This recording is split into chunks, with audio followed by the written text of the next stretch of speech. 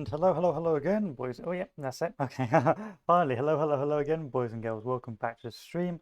I have found a hidden gem potentially, which I'm going to be showing to you guys to see if you like it or not, and we're going to go from there. So I'm just going to make sure the stream's up, make sure this is recording, and so here we are. So this game is called Shadows of the Forbidden Gods. It's an early access game made with the Unity engine, and as I've said with all early access games, be very careful. Go with the assumption that if you buy the game, no further work will be done, and so bear that in mind. Effectively, you play it as an older god, one of three so far. I think they've got two more lined up in the back, where your plan is to destroy the world. And you do this via different mechanics and different ways of doing it. You can either foment it via poisoning or sending rulers of nations crazy, or you can do it by creating an orc horde or getting some elder ones from the deep. And you can see there's already a big bug on the bottom left. And generally it's causing chaos, and your aim is to take over the world. I've played it offline to see what it was like, and I have enjoyed it so far, but I would say it's sort of a mix between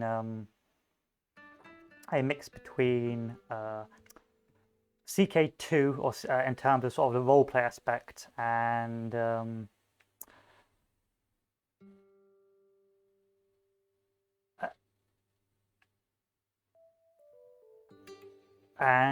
yes, but turn-based with, like, I don't know, it's just a weird blend of CK2 for the roleplay, but turn-based like Civ, you know, where you have a certain amount of turns to do a certain amount of damage. So here we have on the bottom left. I'm going to see if that goes. If that doesn't go, we'll reboot. Okay, we're going to reboot. We're going to reboot the developer build. That's already one bug, so let's bear that in mind, boys. All right, game close. Game reopen.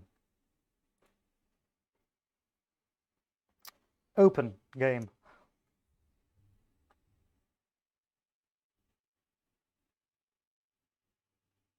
However, it's much more fast-paced or casual aspect. You've got 500 turns to take over the world, or just conquer the world, and so on and so forth. So I'll make sure it boots back up and appears where you want it to. There we are. Okay, so we got a new game. So you have currently 3 gods to pick from. You need to complete the first god first before you move on, and each god has its own sort of gimmick. So it's a mix between CK2 and Pandemic. That's what I meant to say. Mix of CK2 and Pandemic. So effectively, you have to sort of take over the world, but you've got things stopping you like heroes and awareness and things like that. So we have She Who Will Feast, which is effectively a giant serpent who needs to spread shadows. This is like the vanilla god where you can do a bit of everything. And her gimmick is that after her seals are broken, she's released upon the world, and she goes around as a giant snake eating everything. Quite a fun one, but a pretty basic fellow. On here we have Iasta, the laughing god. This effectively is sort of the crazy god, where sort of the gimmick or the sort of the mechanics in this game, in this sort of god, is to spread madness. So you have this crazy tome which you spread around the place, sending rulers crazy and causing them to destroy the world for you. And for Vinerva, this is sort of the Faustian Pact, effectively, where you give gifts to rulers but at a cost, where if you say give them wealth, they potentially become greedy and start overtaxing. If you give them power, they become too aggressive and violent, and so on and so forth. I've only played She Who Will Feast right now, but we'll move on later on. And then, of course, the upcoming ones are Ophanim, the Divine Beyond, where your gimmick is creating religion to trick people against the Dark Empire, which you yourself create. And then, of course, we have this fellow, which I believe is all about greed and money. But for now, we will start with She Who Will Feast. So, She Who Will Feast is designed to be simpler than others. I'll do for either new players or for game focusing on the agents themselves, as opposed to God's unique mechanics. The powers of She Who Will Feast focus on the spread of shadow, which could be considered the baseline strategy for the game. She allows infiltration of locations to allow your agents faster access to cities and witches' covens, to allow faster and easier spread of shadow, and then unlocks powers which operate in these shadow regions to harm the heroes who venture within. She Who Will Feast awakens. Oh, that's a spelling typo as well. She emerges from her birth tomb as a vast godworm, a serpent the size of a village, and continues to grow as turns pass. While in this state, she will fight as an army and is able to devour entire cities. If humanity's armies can kill her, they will win, so she must be careful to avoid her strongest bastions, but minor kingdoms or those already weakened by plague, war, famine will easily fall to her assault. The basic strategy is to take control of certain centrally placed cities and then shadowing them and then spreading the shadow via wells. The most powerful of these nations can be turned to a Dark Empire, which is another mechanic who can then command the forces to either attack other shadow nations or form a powerful fighting force. So the good thing about this is the customization, so you can go easy, normal, hard, we'll go normal difficulty, and you can go for a random world to get a random seed, and you can of course put the size of the world however you see fit. And there's of course advanced options, so turn limits, so you can turn off the turn limit if you want, turn off orcs or turn off deep ones, and alliances can be changed as well. So after your god gets a certain awareness, the rest of the unshadowed alliance of mankind will rise against you and try and stop you, and so you can turn off the settings like that. But for now we will start. Turn off hints. Turn off hints. So we start the game, and here is our map. So of course it's randomly generated, so we have a little island in the north, a little province in the north as well. Some orc strongholds which you can manipulate to engage and invade forces on, and some more islands. And here's our first hero, which is the supplicant. So the supplicant has bonuses, I believe, to intrigue. Unfortunately, he's repelled by deep ones, so he won't be very good for us in terms of like creating deep ones. However, he's very good at infiltrating places and building up in shadowed areas. So you see we've got a load of orc camps here, but I'm probably going to move down to this orc fortress as another turn.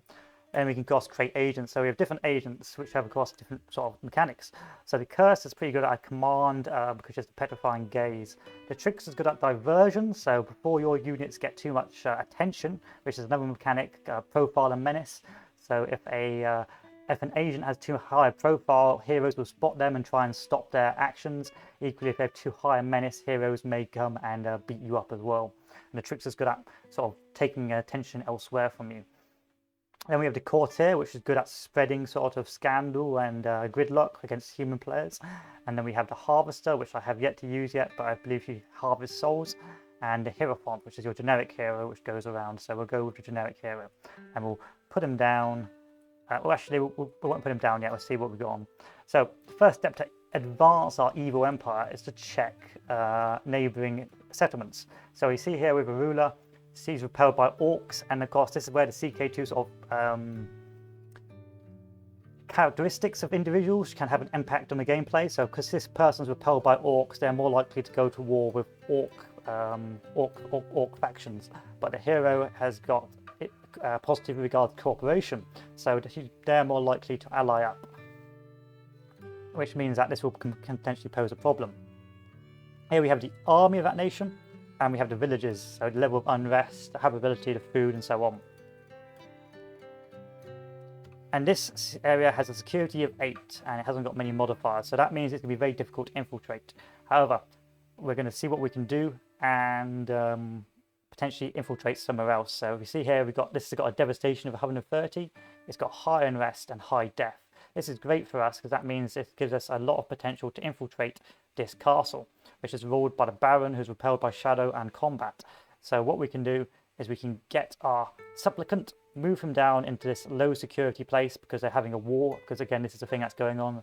Nations will go to war with each other, and we can spread our vile disease, or our vile menace over there. And then our supplicants will also move down there as well, the hierophant, who will spawn here.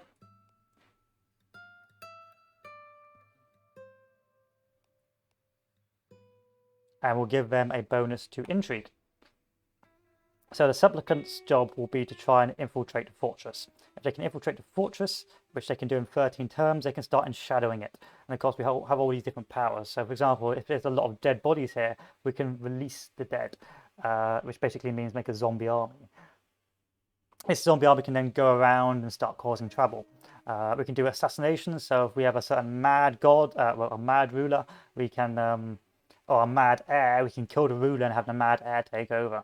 And we can raise shadow by the amount of death that's in the area. But for now, we're going to infiltrate the fortress. Our supplicant will move down to the coven. So the covens are places where you can infiltrate as a supplicant and spread shadow. And so what we're going to do down there is start moving down to inform there. There's also here a chosen one. So at the start of the game, there'll be one hero who is a chosen one who actually knows about all the evil you intend to do and will try and stop you. And if we click on this hero, which I believe is this chap here, we can see that he's repelled by a corporation. That means he's unlikely to sort of form alliances, but he likes a certain character. Now this person's incorruptible because he's a chosen one, but he will do his best to stop what we're doing. So right now, most of the world is unaware of what we're doing. You can tell by the world panic. So his first priority is to combat banditry, and then clones and so on consecrate, and then sabotage the ruler for some reason, because I guess he doesn't like the ruler. So for now, we're going to move down there. We're going to move down to the Coven and start spreading our vile sickness. At the same time, I'm going to move my next agent over to this orc fortress and hope that the orcs spread their spread as well, because you can infiltrate the orcs and use them as a sort of a weapon against the other players or the other nations. So I believe that's everything. Let's end our turn.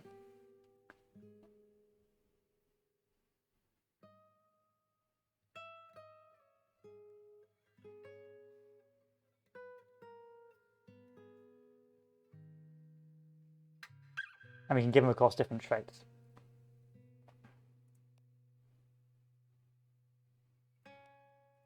You see that this city is a security of 7. It's only a small kingdom. This fellow's repelled by orcs and combat, so we could potentially have a coward person if we chose to assassinate this ruler. But that's not the main effort right now. Our main effort is to spread down into this coven and start spreading our darkness. Sam Reveal is 100% aware. Sam Reveal is just a random hero who is repelled by gold, but I don't think they're going to stop us too badly. However, even though they're aware, because we're not very menacing, they may just leave us alone. So if we click on this fellow, you can see that she's too busy dealing with banditry. So we'll infiltrate the Coven of Witches and end our turn.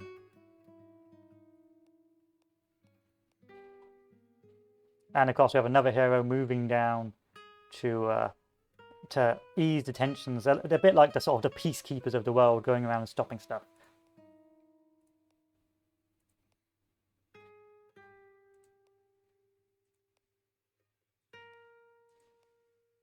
We get different events that occur as well, like the Hierophant has encountered a group of skeletons. We can lose 1 health and reduce our menace, or we can avoid them and just ignore them completely. So boost infiltration of selected locations, so we can do Eye of Shadows as a power for our god. Use this power, Eye of Shadows, on this sector and select. And that will make it easier for our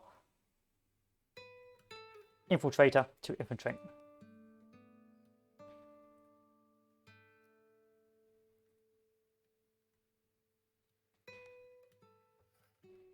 But alas, it looks like the goblins have, or the orcs have destroyed this area, so we can no longer infiltrate. So instead we will move further up and begin infiltrating the fortress in the north. And that's the thing, the goblins, if they're strong enough, will be quite a big threat. So you can see there's a goblin army up in the north, and they'll continue to be a bit of a nightmare.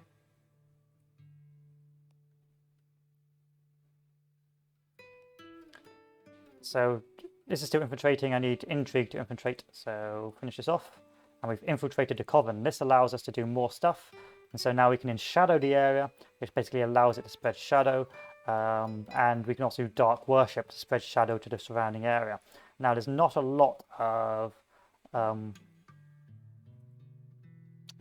places around where these orcs are, which poses a bit of a problem for us.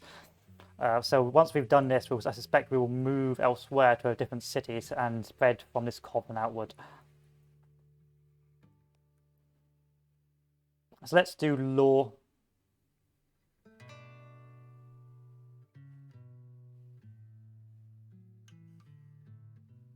I'll do stealthy for this supplicant. And you can see armies are moving down to contest the goblin horde.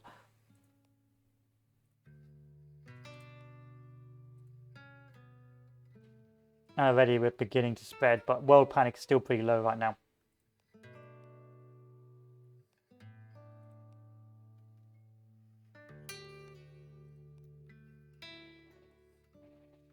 So we can now hire our new agent because we can now create a fleeting shadow. And so we can create our agent and we will use the cursed. Now the cursed's job will be to spread the orcs and make them more powerful. Cursed and driven out by her friends and family, she's banished but blameless. The sin is not hers, and yet she was punished by humans and by the forces they worship as protectors. She may have borne the blame, but another was the guilty party. Twisted by thirst for vengeance, the cursed vows revenge on those who have wronged her. If she can kill Queen Bevella's Binnicade, she will grow more powerful. Her curse is now a terrible gift as she shared the dark powers. And so she gets Petrifying Gaze, which reduces combat. So what this curse can do is we can subjugate the fortress, and once we've brought it under our control, we can use it to start buffing the orcish armies. And if we buff the orcish armies enough, they can continue to spread their devious evil elsewhere.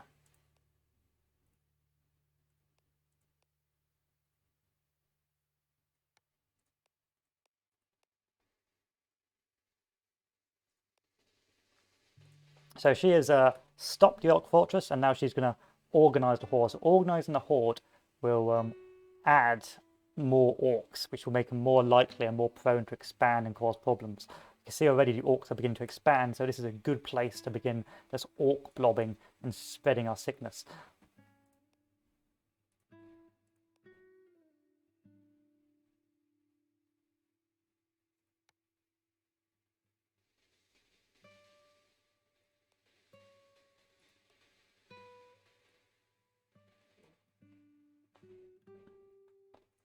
This is still not being infiltrated. We're going to infiltrate the farming community instead. So we have spread and we've done our dark worship here, and now this is shadowed. So this is now means that we can do other things like dark worship. This will allow us to keep spreading our shadow across the area, and of course in shadowed rulers and kingdoms that will be less likely to act against us.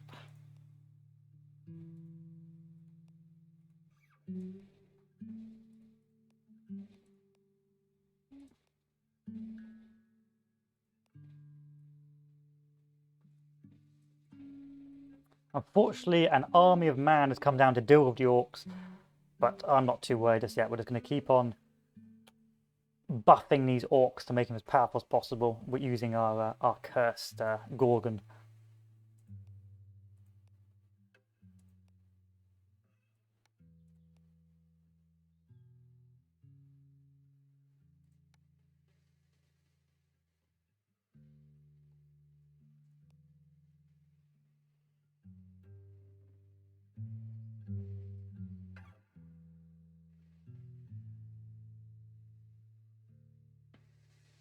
And unfortunately, this society looks like it's potentially wanting to go with dealing with our orcish horde, which we've now subjugated, so we have to be a bit careful there.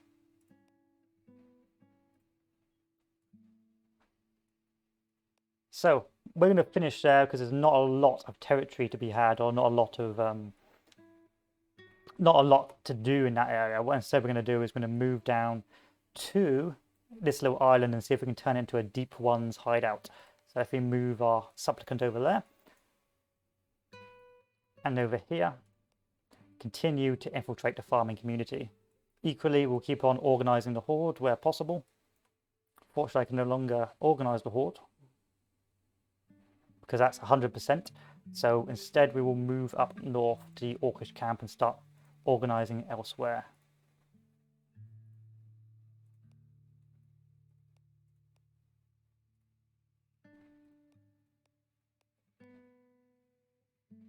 So let us infiltrate this fort. It's going to take 19 turns, but unfortunately it is what it is. This looks like a rather uninhabited world, which is going to be great for me. And here we have infiltrated this farming community. So the special abilities of the Hierophant is they can spread the gospel of cowardice to make the ruler of this area a coward.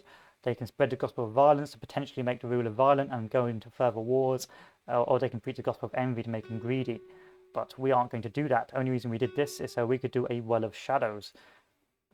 This will then spread our darkness further out and allow us to potentially infiltrate the city of Efuko, which has an unrest of 13%, which is a bit of a problem for me because that means that security is quite high. So I may have to go down to this citadel and raid it and then move elsewhere.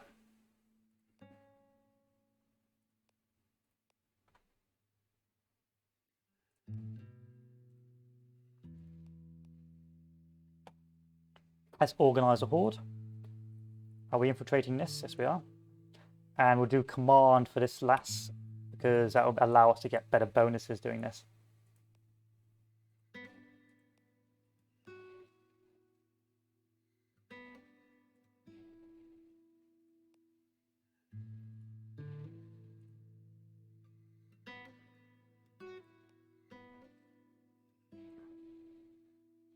Fortunately, orcs are just massively expanding here, which is great stuff for me. So I'll just keep on organising this horde. Making the orcs big, big boys.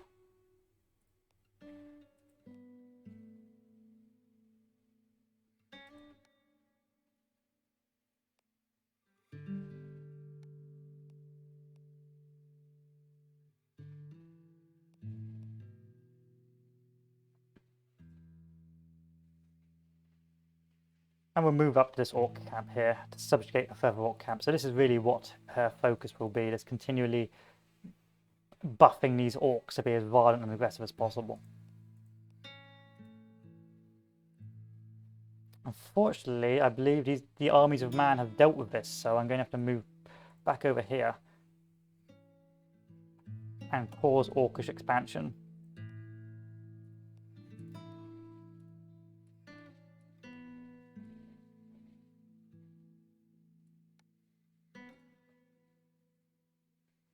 Alas, these guys have now moved to deal with our orcish hordes, which is a bit of a nightmare. So we're going to have to move elsewhere now and see what else we can do.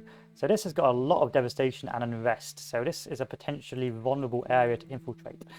But sadly, the armies of man have come down to slap the orcs because they grew too big. And so what we need to do is keep on creating more issues for the bastions of humanity.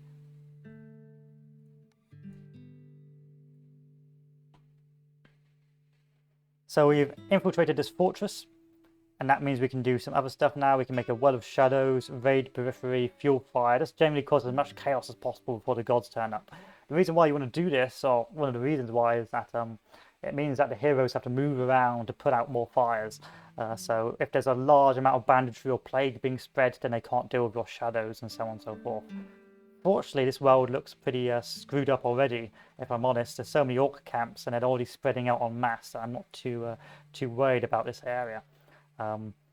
This area may be a problem because this is a big old empire, so I may have to send my next agent over there to deal with that.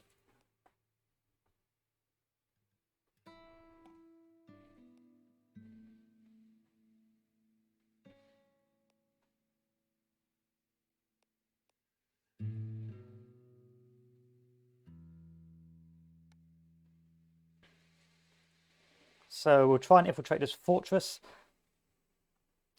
and if we infiltrate it, then we will do a well of shadows.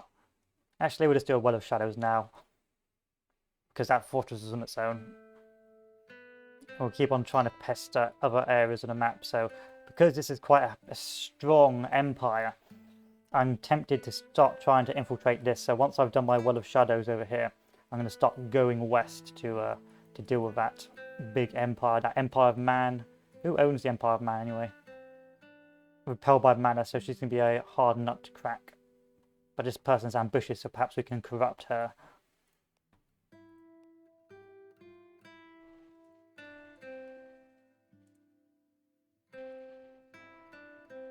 So we've got our well of shadow. We're going to move south now and infiltrate the docks,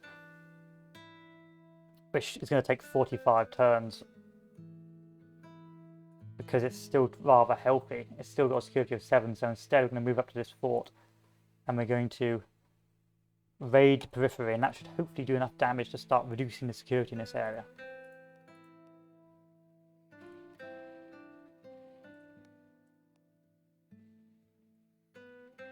Oh, I missed it.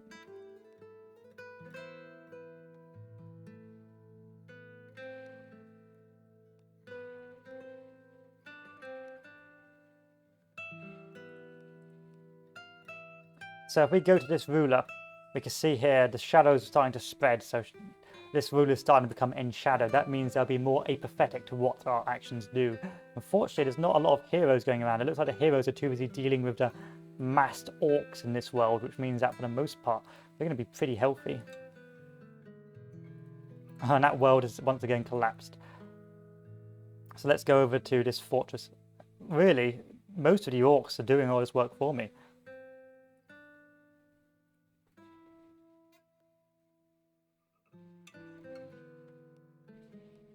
You're going to go over here instead because the orcs are making a lovely job of it all.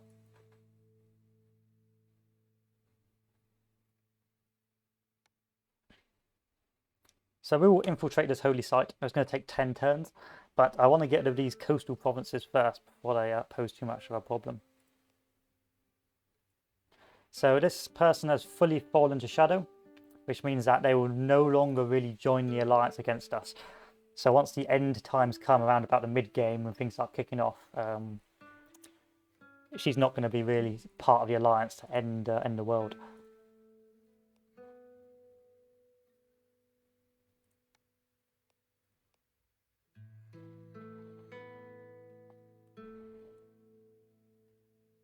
Sadly, this area is still very healthy, which is a bit of a nightmare.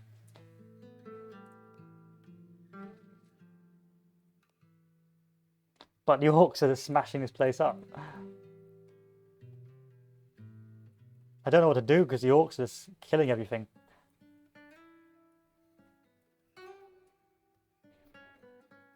I know what I'm going to do. I'm going to head over to this central area and start spreading the evil of the god over there.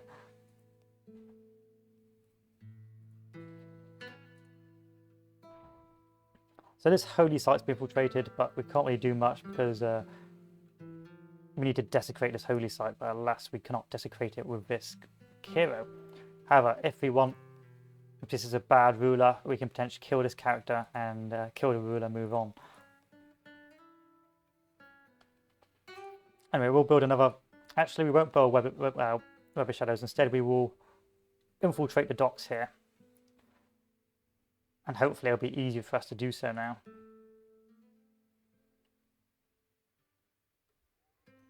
So this hero's had enough with our cursed character over there, so he's now very likely to come on down and slap us if he spots us. But alas, he hasn't spotted us yet because our profile's still pretty low.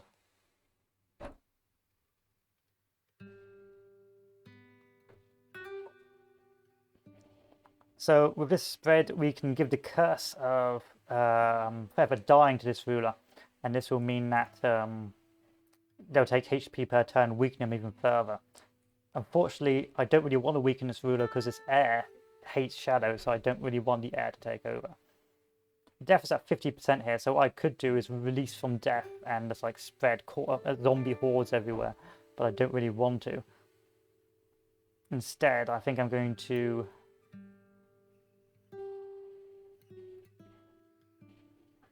conduct a... I'm just going to move over to this village and keep on infiltrating there. So the really only reason why, from what I understand from She Who Hungers, why you want to sort of disrupt these rulers if it's a strong world, which sadly this is a rather weak world. The heroes may come and stop your shadows, so that's the only reason why you want to sort of cause this sort of turbulence in that nation. But unfortunately, this is a rather weak world, apart from the kingdom of whatever this is over here. Nation of Farapt, which is a godly world which I need to deal with.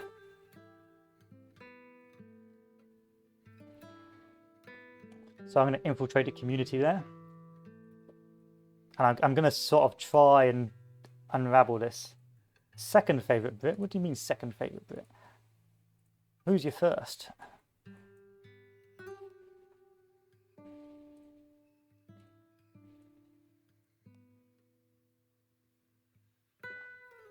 So this hero's come and stopped us spreading the shadow here. Now, he could keep on screwing up our shadow, or we can use our powers to disrupt him. So let's use our power. Let's use split shadow.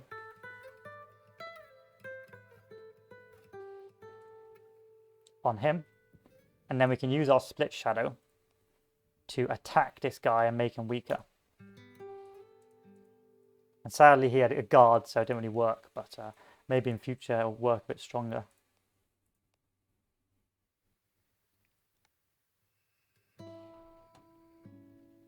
So we will infiltrate the farming community, and then hopefully this will allow us, if this is a weak world, but sadly this looks like a rather strong kingdom, lots of little city-states. So this is Shadows of the Forbidden Gods, where you play as an elder god and you've got to try and bring around the apocalypse against humanity. This is security of 8 and habitability. Yes, this population is still too strong, so I want to make it nice and weak. However, we've got time for a new hero. And so what we can do, if we're feeling particularly devilish, is spread our evil via the snow. So if we create an agent... Oh, we can't. So we need world panic higher. But we can do is wait or pick a courtier.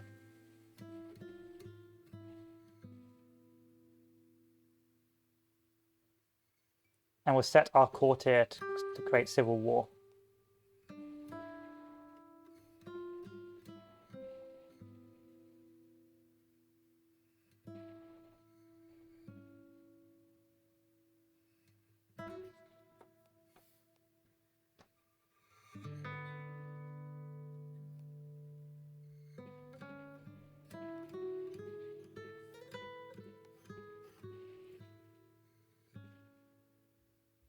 Ah, fair one. No ways.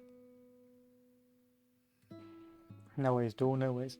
So this game is really as roleplay as you want it to be. So I could be following what the Chosen One is doing at any time. But for the most part, I don't care too much what the Chosen One is doing at any time. So sadly, this fellow wants to hurt the supplicant. So we do have to be a bit careful here. But that's not his priorities right now, so we'll have to bear that in mind.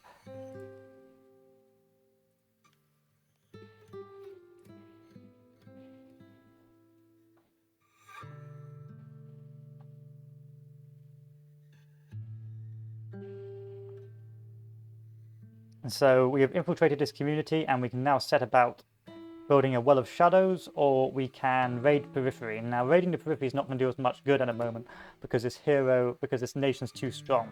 So instead what I'm tempted to do is just preach the gospel of violence and keep on spreading that sort of evil around the world.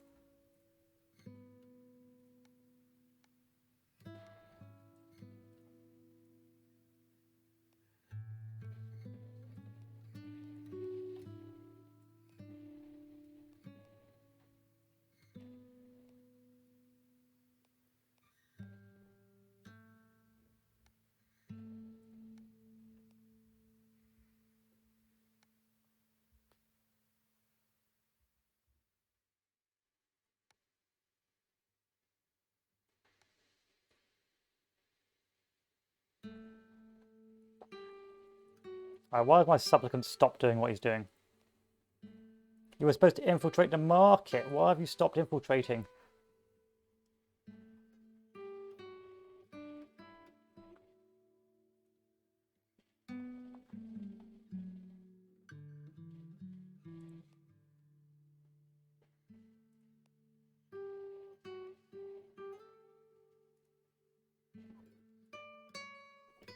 So this fellow has done preached the gospel of violence. So now this ruler is cruel. So this will increase instability in the kingdom. So if I go over to the roof village and keep on doing this, I'm hoping that this cause massive dissent in this massive kingdom, and then hopefully later on this will allow me to spread the evils of the world.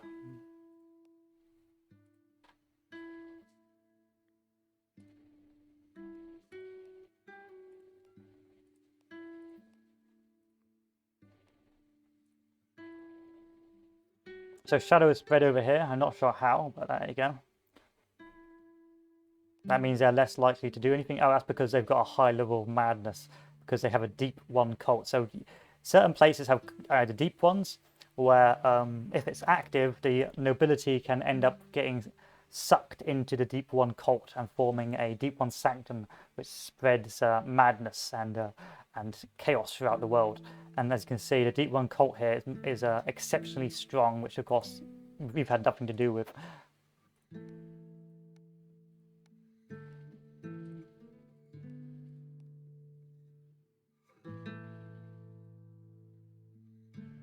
So we've infiltrated the library, and now we're going to infiltrate the sewers next. And if we infiltrate the sewers, then we can eventually infiltrate the rest of the world, the whole palace and the kingdom.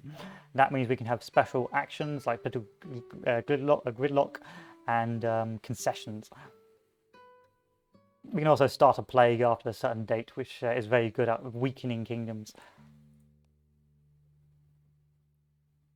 Fortunately, it's still early game, so we're not running the risk too much. If you take a look at our ruler, they're repelled by discord and love danger. So I need to deal with this fellow quite quickly, and to that I'm going to keep on doing the gospel of violence. Spread that violence around and let's cause chaos in this main empire. This is my Gondor to my Sauron. So I want this Uber kingdom dealt with and collapsing in itself.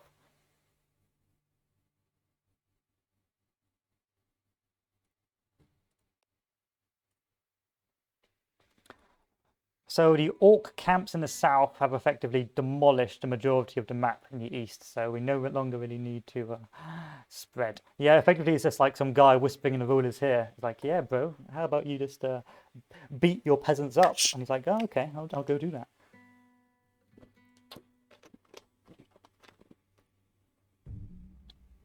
And so the orcs have just ran rampant over the weaker kingdoms in the east. And in consequence, the whole east of the map is now being enshadowed.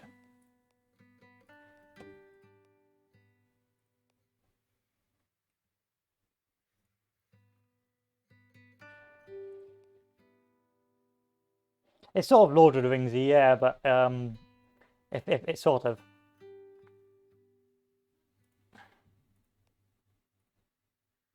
where you like act as the as a god of the world, and it's a fantasy setting. So we have infiltrated this palace. So what we can do now is we can now raid it or do a well of shadows. Now, unfortunately, this place is still far too healthy. It's still got too high security because it's not got a lot of unrest. So what we want to do is potentially cause some famines in this area by raiding the periphery and causing further unrest and general unpleasantness. So we're going to raid the periphery. This will hopefully cause starvation in this area, and this should hopefully lead to unrest, which will eventually culminate in us infiltrating a bit more.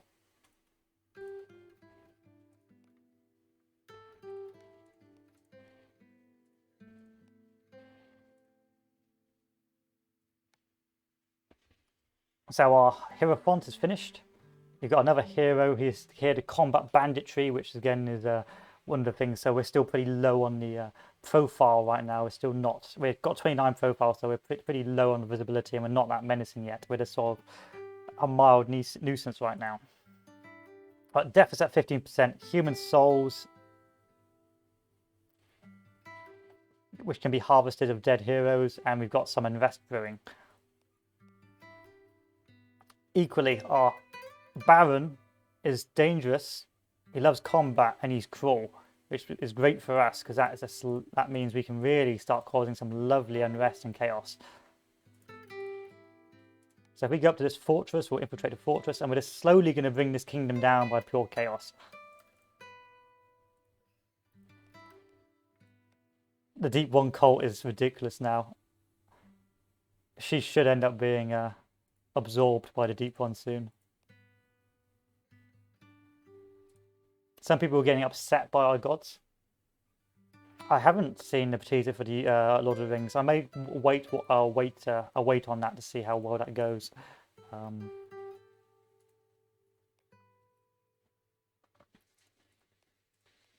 So we've caused 100% devastation and 17% unrest.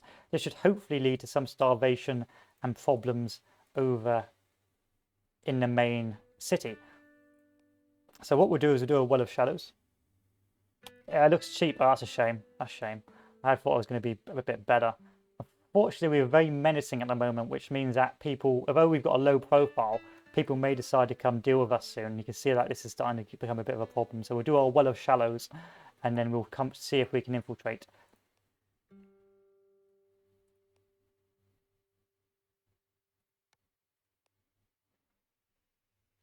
I was hoping it'd be good, but let's be honest, they were just going to sell that place out, weren't they?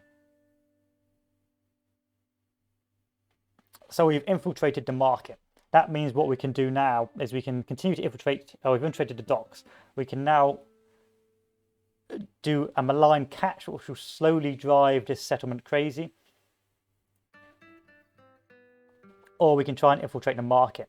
So a malign catch will effectively mutate the wildlife or the sea life, and this will eventually lead to people going crazy and crazier. Oh, they're trying to do a next Game of Thrones. It's a bit embarrassing, isn't it? A bit embarrassing.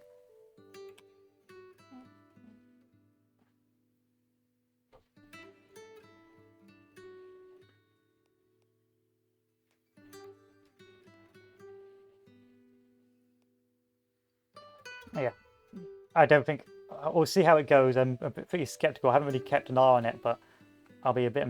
It'll be pretty obvious how bad it is when it comes on release. I haven't even watched The Witcher. I thought The Witcher was probably going to be pretty good, but it looks good. I think that Henry Cavill guy's like kept it pretty on the ground. So the city of Ildikun has a security of 1 now, and I suspect that's a result of older areas in the surrounding areas being infiltrated. This is great for us, because that means we can now infiltrate the city palace in 19 turns, and from there we can do some even more nastier stuff. So right now we can do brutal assassination, so if we've got a particularly unpleasant ruler, we can make them come to power. Or we can spread a plague, and the plague will start spreading everywhere else. And the plague is a good way to start racking up bodies. And if you rack up bodies, then of course you can raise the dead. If you can raise the dead, then well, it's lovely stuff. You should watch it. Oh, I wish yeah, I just don't have Netflix. I'll watch it eventually. I'll watch it eventually. So death is pretty high in this place. The air does not like the gold or the undead, so this air is most likely to stop what I'm doing. And so what I'm going to do is, because I've still got a pretty low profile but a high menace, and once again I'm going to preach the gospel of violence.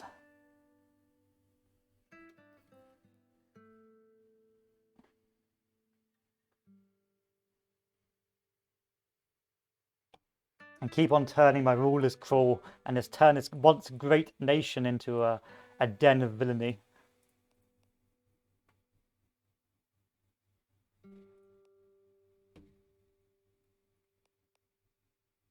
Sadly, this hero is trying to cure the madness, but it's not really my problem.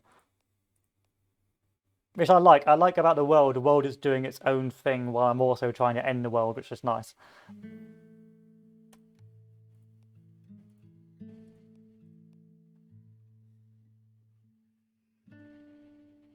So unfortunately, because this Lightbringer hates us so much, they're rather willing to stop me doing what I'm trying to do. So this Lightbringer's now main effort is to undo any of the work I'm doing. And right now his priority is to rest and resupply and then attack me. So now that we've become a big boy, the surviving heroes of whatever surviving kingdoms will now start to begin causing problems for us. However, this little kingdom here has now got a lovely little famine, I suspect caused by the desolation caused in this village, which means that, fingers crossed, we can really start doing some damage.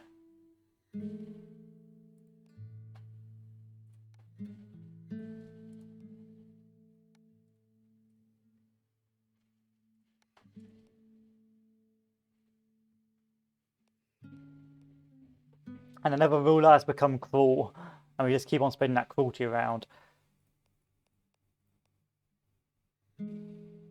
So what I'll do now is a well of shadows that will spread the darkness. And once that darkness is spread, we'll start spreading it down further south and just keep spreading it around. Yeah, we're the bad guys, we're not the good guys.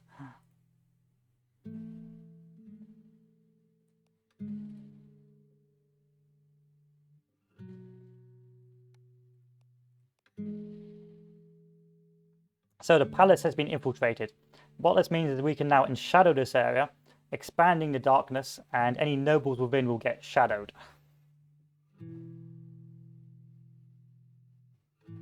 This also means we can do other things now. We can like access the vault and steal the money within, do political gridlock, do a silent assassination, raise vendettas and things like that. Or we can recruit rats to be part of our gang. But we are going to enshadow this area and hopefully start turning the kingdom against itself.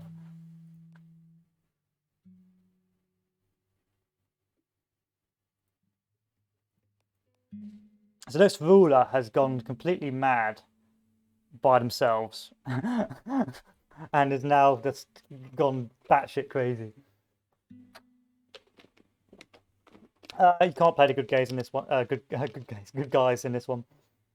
In this game, you play as the bad guys, but I don't know what the devs have planned. So she is insane, and now she'll start doing insane things like leaving money out and just being a bit of a lunatic.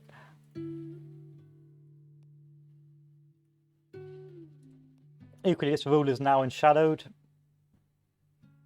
and so she'll be less likely to join the alliance and stop me.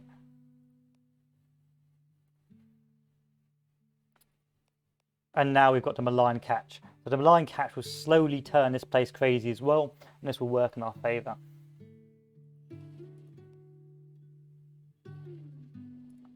Now let's see what this hero plans. The hero has no plans for me. So what I'm going to do is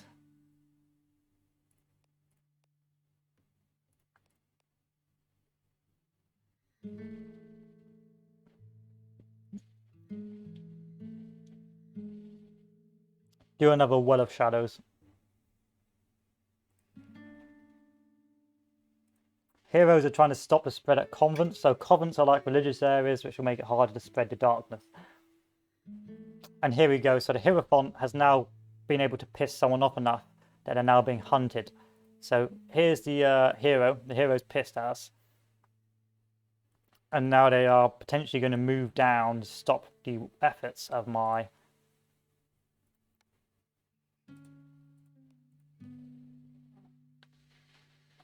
Hierophant.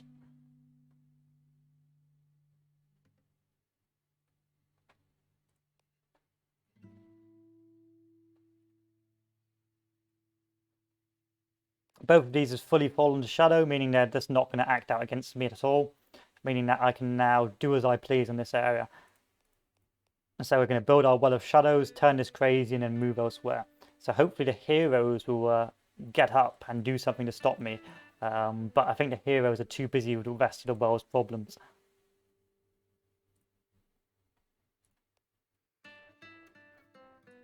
Ah, crap. So the heroes come to beat up my Hierophant, and I don't think I can get away in time. And so the Hierophant has died. So we're going to have to recruit someone else. So we are going to recruit the Survivor. Now the Survivor is very useful because he can spread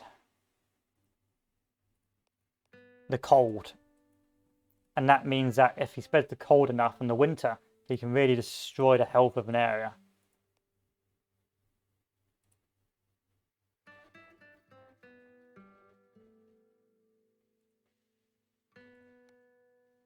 So the playable nations are now kicking off. Oh, they're not playable nations. The human nations are kicking off and are fighting and dueling against each other, as being a general nightmare.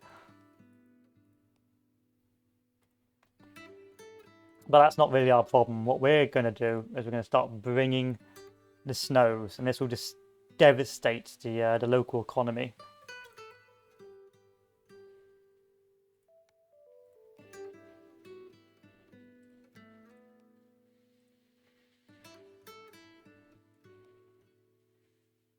And this hero is almost full. Oh, this ruler's almost completely fallen to madness and enshadowment.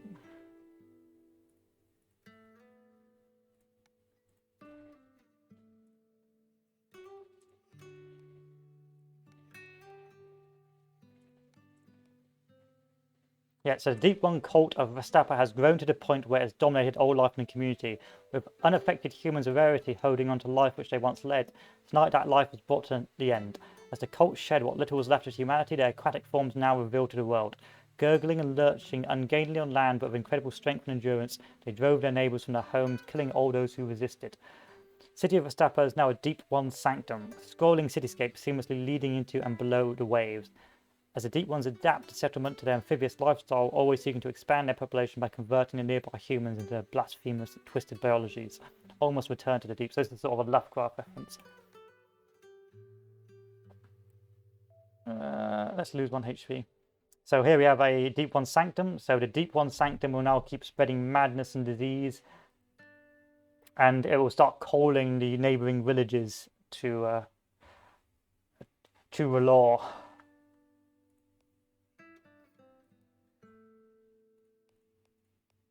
So this ruler has now been shadowed and his kingdom is now in disrepair. We can now send our hero to cause general nuisances, start a plague, or create a well of shadows. Now we'll see what this ruler is doing. Unfortunately, she's a good girl. She's trying to drive back the shadows. So what we're going to do is we're going to get rid of her, or at least temporarily get rid of her. So we're going to use our power of the split shadow on her, and then attack her with our split shadow.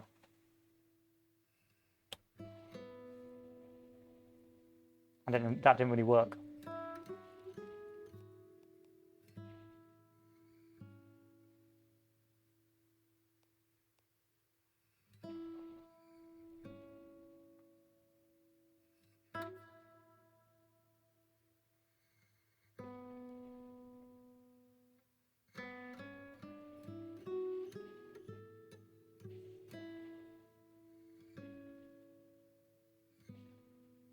She's going to be a bit of a nuisance, so what we're going to do is we're going to start a plague instead, and that will hopefully keep her occupied.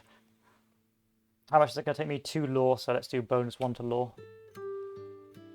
Another seal is broken, and we can recruit a new agent, so we can now recruit the monarch. So the monarch takes over once there's an enshadowed kingdom. She will take the place of wherever there's an enshadowed kingdom, so I believe there's one over here.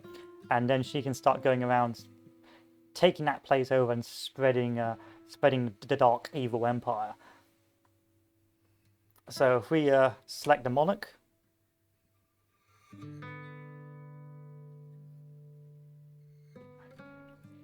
and do this fellow, we can now own this city and effectively dominate it because it's been enshadowed.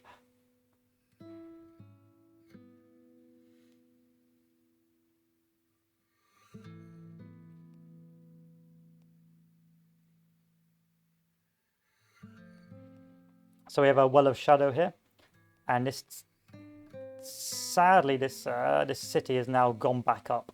So we're gonna have to think about what to do next.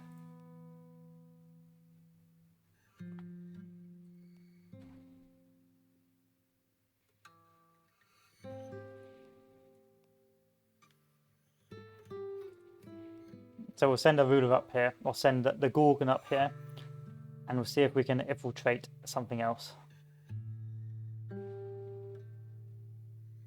See what the unrest is like here. Unrest is at 11% and the death's at 13%.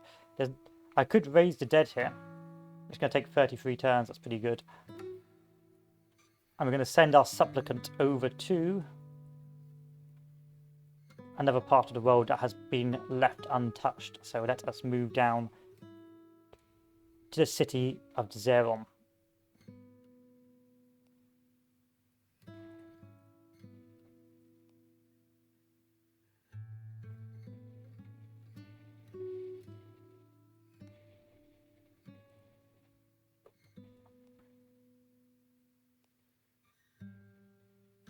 So because this ruler has been enshadowed, she's going to give money to us. And unfortunately, this frustrating woman here has destroyed the light and is now making this a pure area, which means that it's going to be a bit of a problem trying to keep on polluting this land. So that's why we're going to spread the plague instead.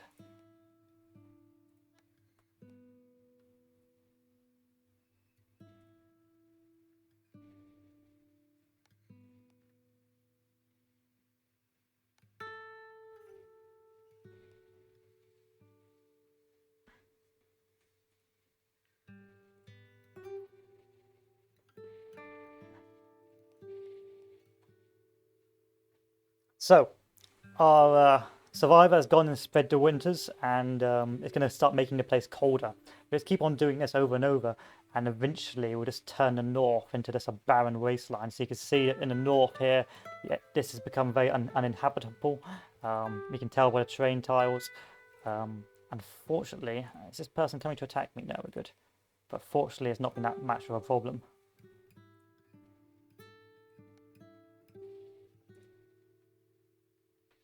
So this lass has just completely screwed us up, which is a bit of a nuisance, but we'll see what we can do. See if we can once again bring the shadows.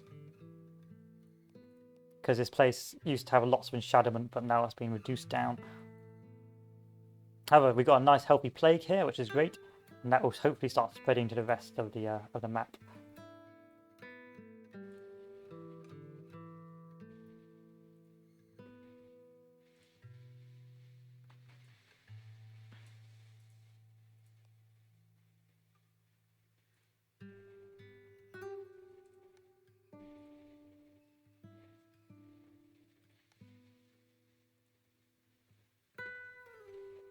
But now this guy's had enough of my scheming and now wants to slap me, so I'm going to see if I can run away. But if not, then we're going to have problems. Okay, I can run.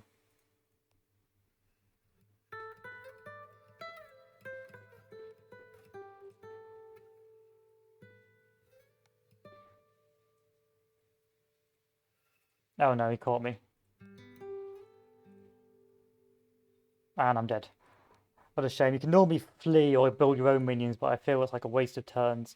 So because we've corrupted a hero to a certain level, we can now take him and make him our own. But my favourite one is the Plague Doctor, who can go around spreading diseases. So this Plague Doctor is going to set himself up here.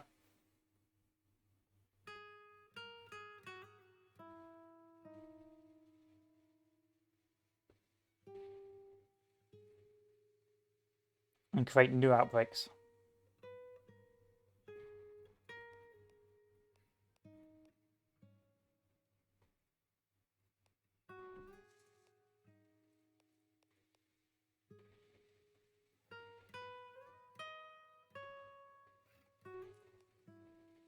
There's no real quarantine here, which is great, so we are really causing chaos.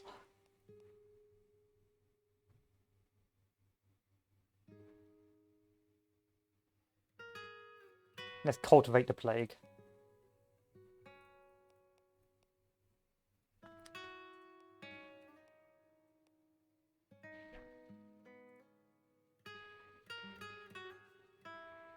What's the... yeah, we'll try and infiltrate this. Let's infiltrate the docks. It's going to take 30 turns, but I think we're good. And then for the Dark Monarch, we can send our nation over here with its army of 97 and try and attack the 43 soldiers there, because it's now been enshadowed or is getting there.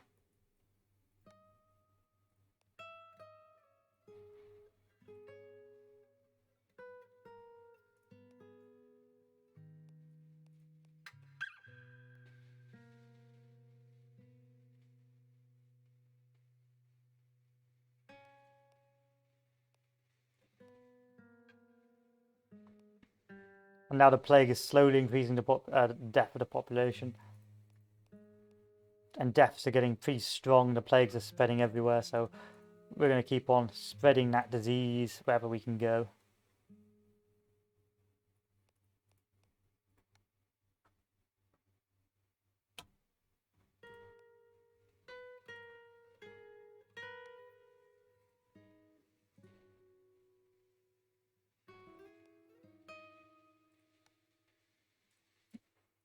So our monarch is here. Now we can either welcome defeat if it's got 100% shadow, which sadly it does not. Or we can do a dark crusade to take this area. Now it's got 26% death rate, which is sadly not enough for what we need it for. So instead we're going to call a dark crusade on it and send our army to try and take it. This entire kingdom has now fallen to shadow and devastation.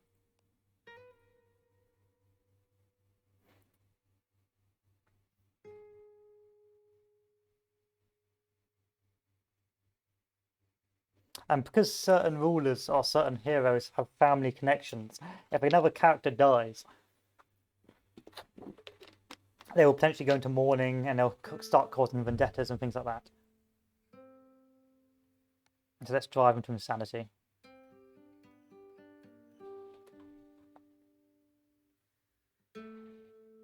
We'll create a well of shadows here and see what the heroes are trying to do to stop us. Yeah, this guy's trying to stop our diseases.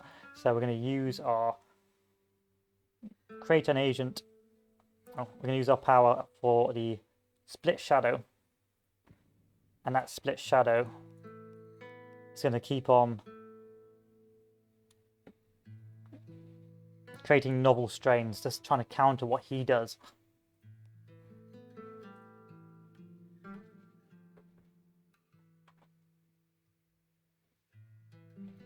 So our damage is done in this central area. Meanwhile, the Abyssal City and the Deep One Sanctum continues to spread madness and chaos in the north. So what I'm thinking we do next is we start moving to the west to infiltrate what's left of the Western Kingdoms. Because the Eastern Kingdoms immediately fell to the Orc horde. You start seeing the shadows spread very, very quickly. Equally, the Orcs are continuing to expand and this generally cause a nightmare in the centre. And we have some Orcs over here as well being a nuisance. So really the East is pretty well dealt with.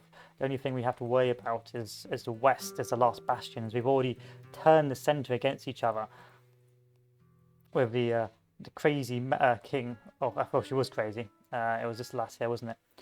With this crazy lass causing death and plague and unrest, and it's eventually leading to potential civil war.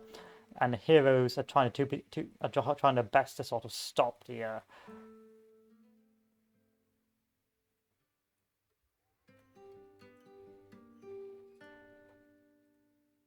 plague, but that's not working.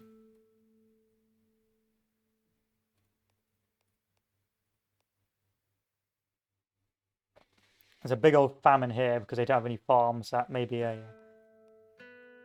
potential area to invade.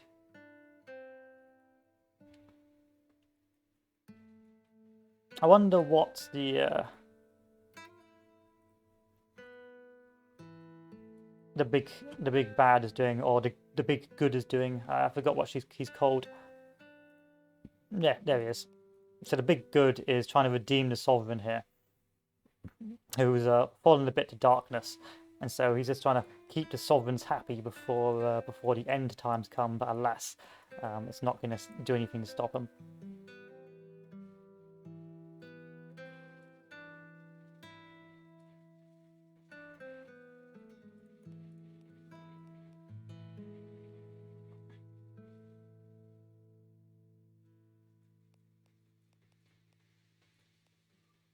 This is a death of 17%, so I can raise your shadow here. Or I can raise zombies. Now I'm tempted just to raise zombies, even though it's going to take 33 turns, so I'm not going to bother. Instead, I'm going to see how bad the unrest is here.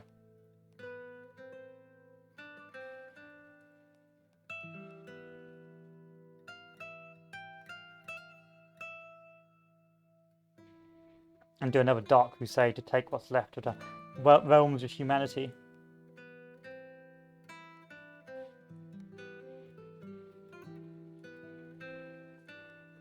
Yeah, the most of this island has just become Darkland. I should have a random agent who is idle.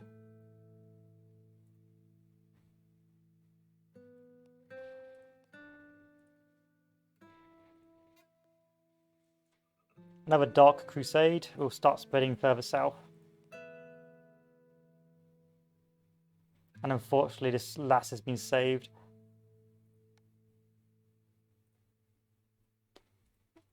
She's been redeemed, and so she's back to being unshadowed, which is a problem. But it's not really a problem for me because the plague continues to cause massive issues elsewhere.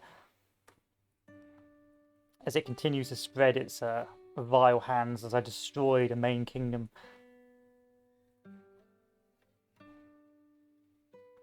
So how long will it take to infiltrate? Not very long. I'm going to do a well of shadows here to start spreading shadow. And this hero, who is a mediate, an exorcist, has a high profile, but my my courtier is still doing pretty well.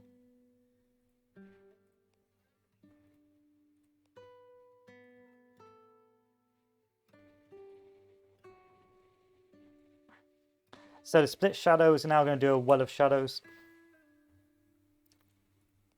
The plague doctor will continue just cultivating disease and famine wherever he goes.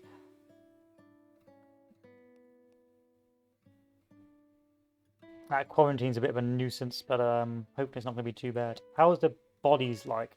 34%. 24%.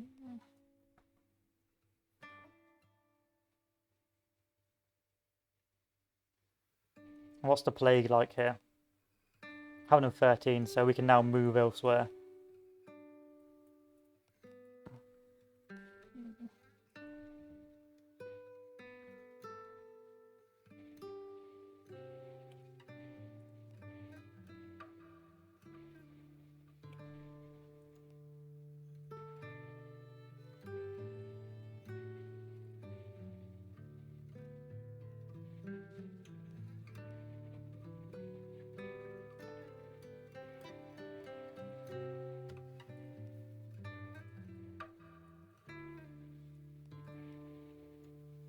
Army of Duel. It has gone completely mad.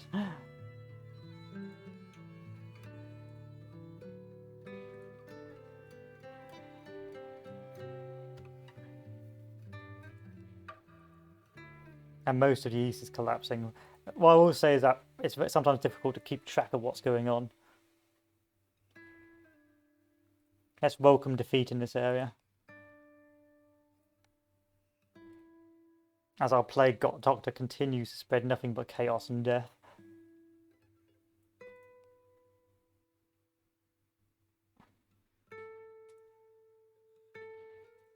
The heroes are doing the best they can to stop the spread, but the central kingdom is now just spreading into disaster.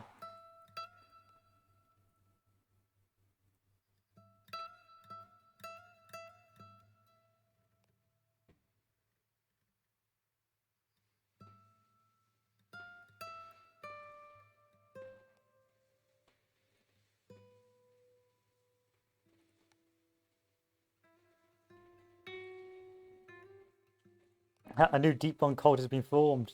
The Deep Ones continue to expand.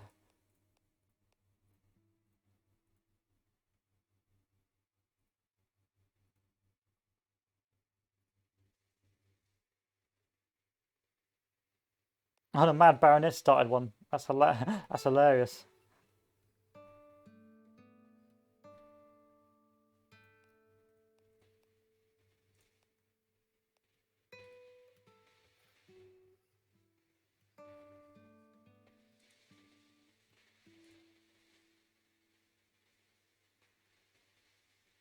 So we can send a guy to assist in that if we want to, which may be an idea.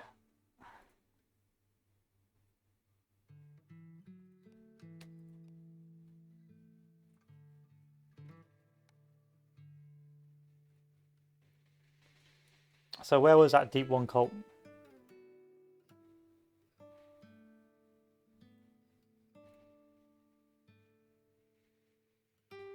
Over here. So we're going to send the monarch over there to help nurture that Deep One cult.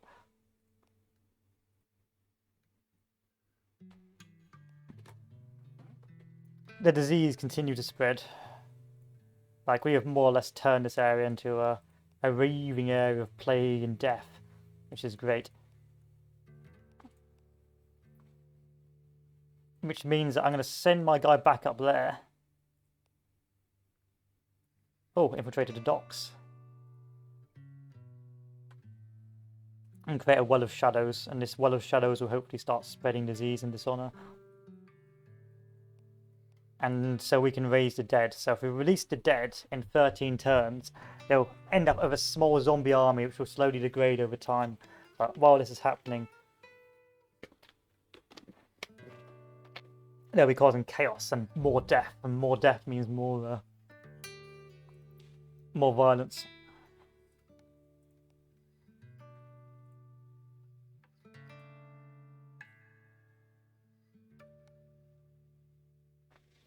Sadly, some of the heroes continue to consecrate the grounds, and it's proving a bit of a problem.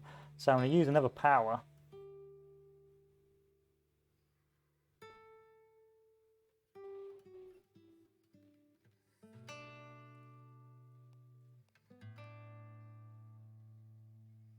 To create a fleeting servant on her. Maybe that will scare her away a bit.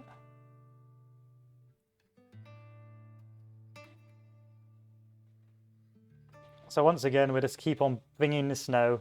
We've got 70 menace, 48 profile, but this should be enough to keep on causing problems for the northern kingdoms as the winds of winter continue to spread south, just killing everything in the north.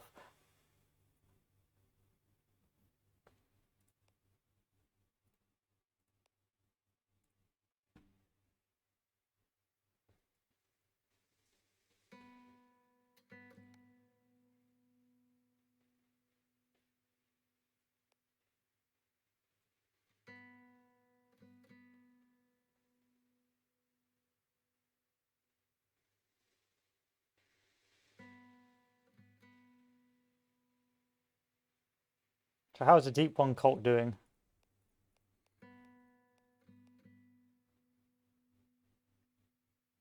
Menace of 5, profile of 3. Can I nurture Deep One cult?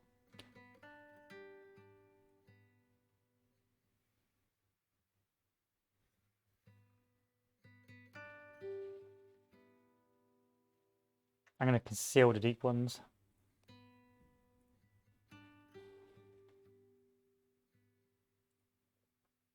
Alas, it is time to flee.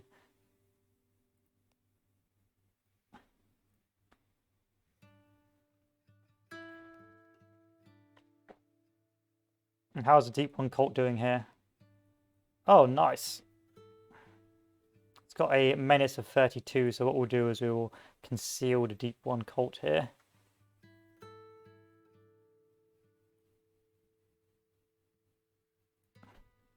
And keep on spreading crazies.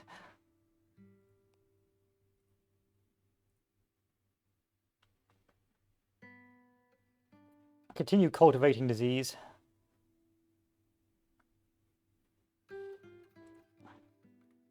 Alas, we are going to have to keep on running. Let us run down to the city of Chimchapo because we're being hunted.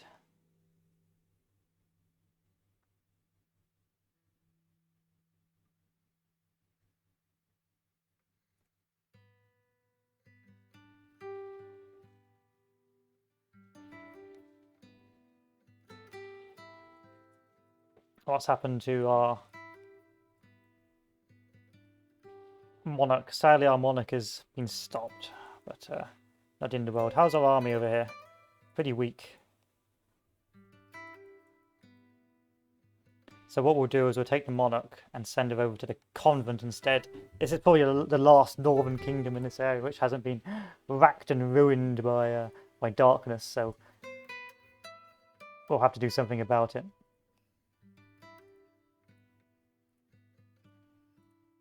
Let's flee, defame the attacker. Alright, where's my agent? The agent needs to flee south.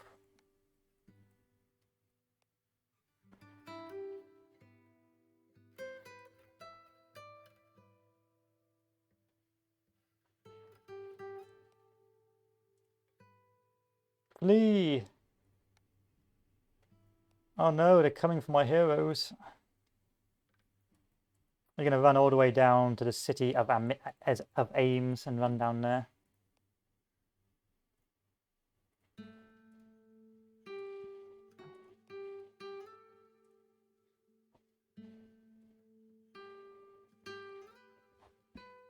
So the Plague Doctor's released 50 zombies, which will now go around spreading chaos and destruction. And we'll just keep on moving the Plague Doctor around, constantly raising the dead in this central province. And the heroes can't do much now to stop me, sadly.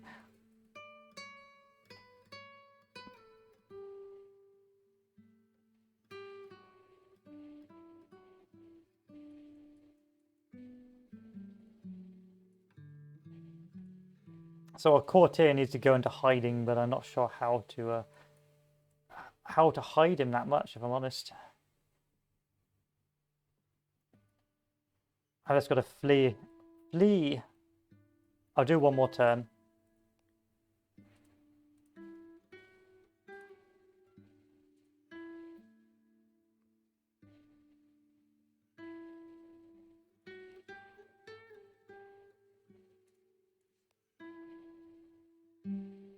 Let's infiltrate this farming community. See, he's got such a high menace and a high profile. I'm going to need to infiltrate this community and lie low for a little bit.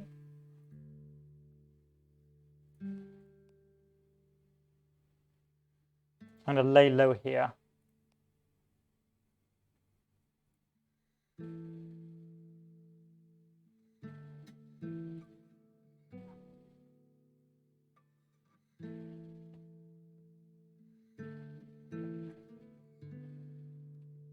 Oh wow, there's a big war going on.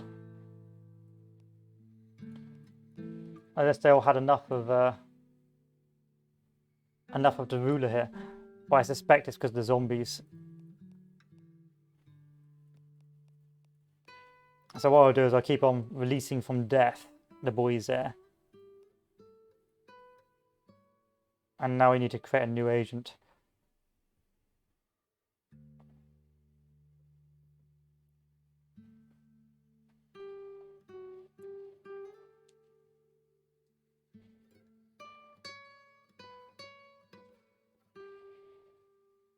Let's go for this trickster. And we'll send this trickster over here to this fort. An attack monkey, that's what we need. Infiltrate the fortress.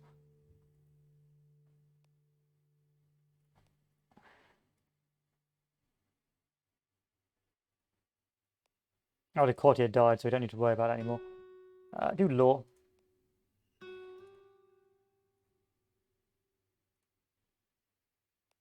Oh no! Alright, it's time to flee over to the Dark Empire. Unfortunately, it looks like the forces of good have turned against my Dark Empire.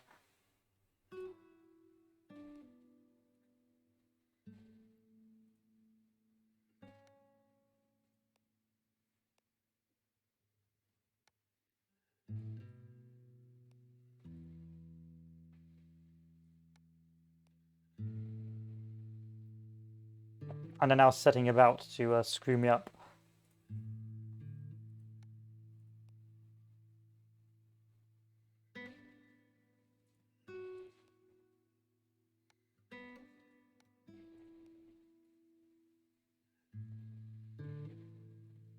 I just gotta run. That's all I can do. Run!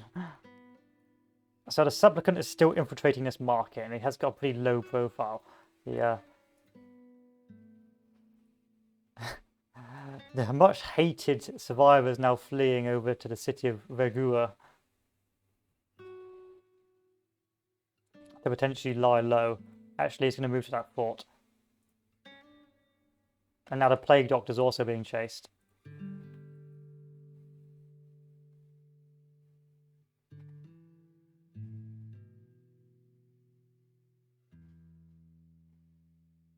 Sadly, I can't hide here, so I'm going to move up here instead. And our plague doctor is dead. We have to have a new boy. Let's go with the orc slayer, who will now send elsewhere. We'll send him to the west, to the city of Martia, and see if we can do anything there.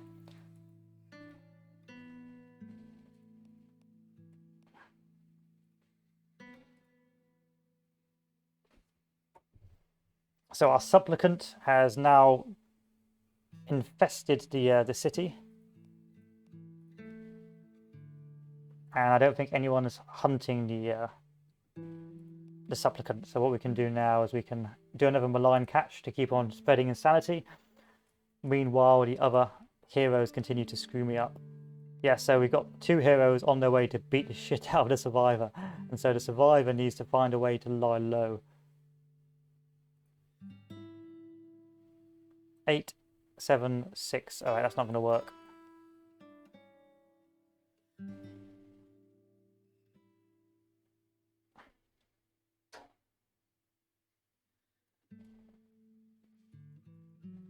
Alright, they're going to run all the way over to the deep one Sanctum instead.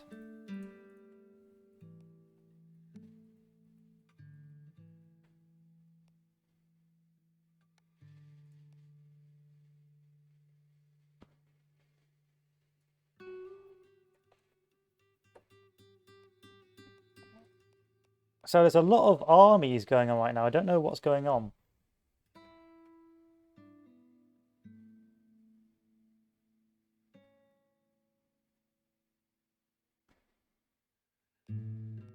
So that's the city of army of mages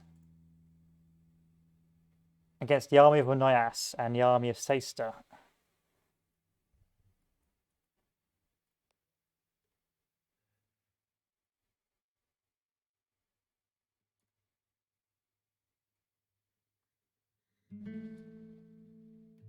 Oh, there's his parents and that. That's cool. So you've got a big royal family there.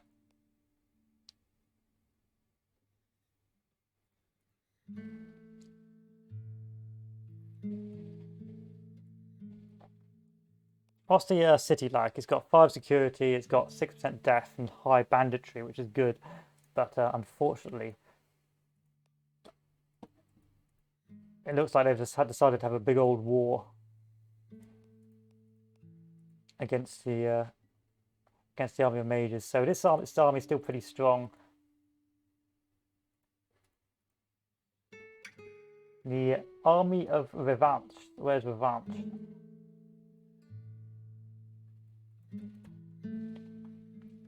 Oh, Renayas. Okay, that's fine. So it looks like they're just having a bit of a sort of an internal struggle while the disease continues to run rampant. Sadly, this hero continues to be a constant thorn in my side, so we're going to use the split shadow here. Oh, I can only have one, so instead we're going to use the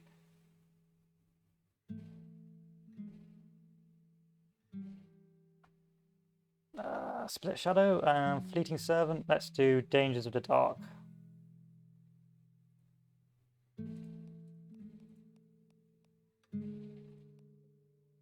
Okay, let's do instead cloud senses.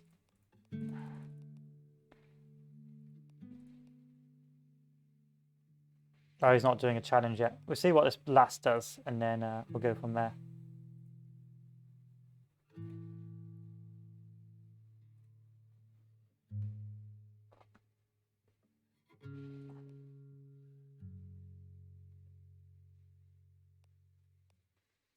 Damn. Stop consecrating. It's being a massive nightmare.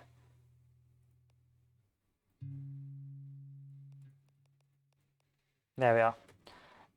So our split shadow is now spreading more zombies, which should again bring more death, which of course means more zombies, while the plague basically ravages the entirety of this kingdom, which is like what we want to see.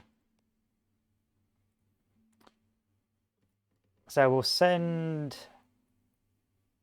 the shadow west to create another well of shadows. And then our trickster, who has now infiltrated this fort,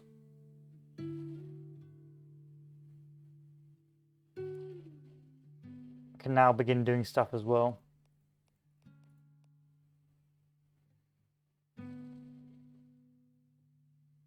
How's the death like here? Death's at 6%, not very good. But that disease is just, it's like the plague now. It's just constantly spreading. The heroes don't know what to do about it. So I'll just do a well of shadows and from there work it out.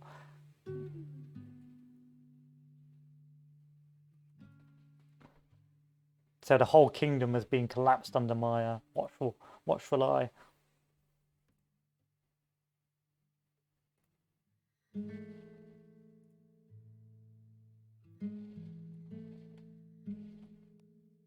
Oh, nice. The zombies have just like killed this entire place. Now they'll just go around being a nuisance. So we'll do, should we do Death Shadow? What's the death like here? 63%. So we have treat disease as their main priority and consecrate. So what we'll do here is we will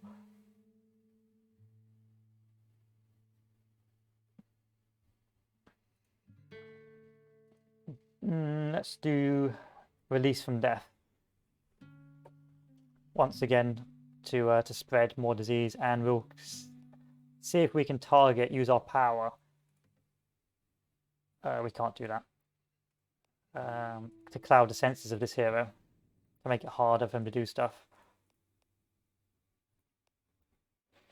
And just keep on sending bodies and zombies around to completely cause inner destruction.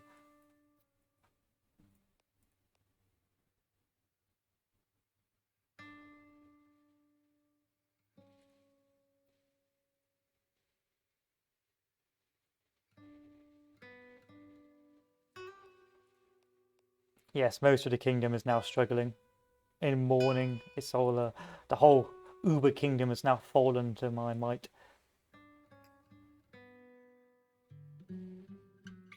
The Supplicant has high menace, but I don't think anyone is attacking him.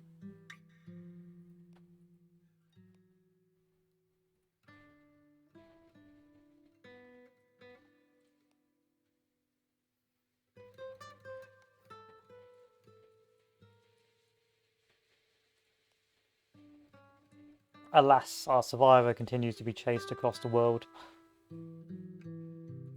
as our corrupt hero begins to do stuff. So our corrupt hero's finally got somewhere valuable.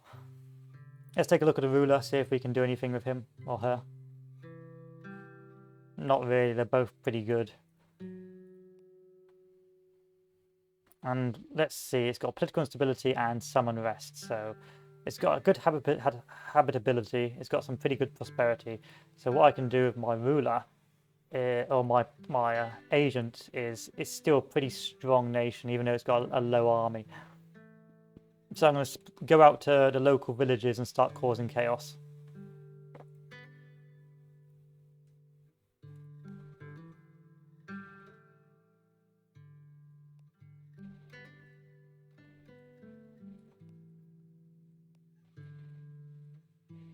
I'm going to lay low for 7 turns. I think I can get there before 7 turns.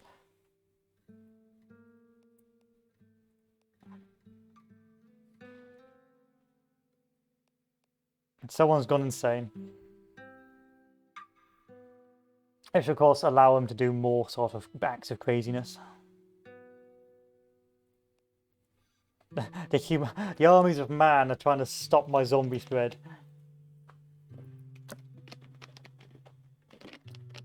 Little do the armies of man know that the zombie thread cannot be stopped.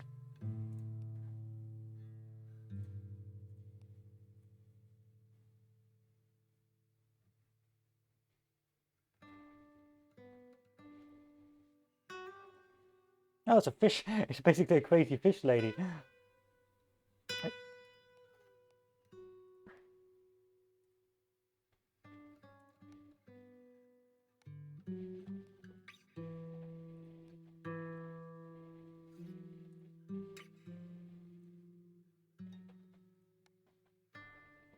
Wow, this disease is just completely decimating the south.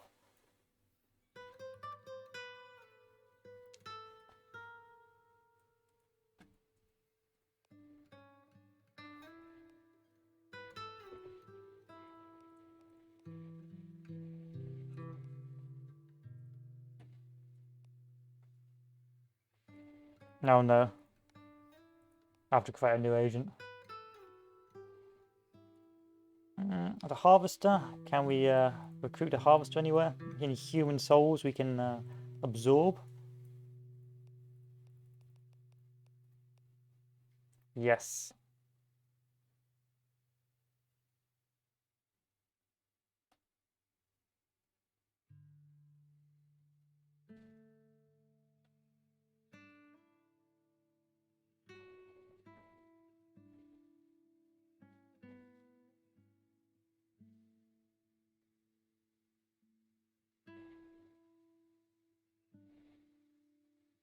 Oh, so it's like a military sort of character. Interesting.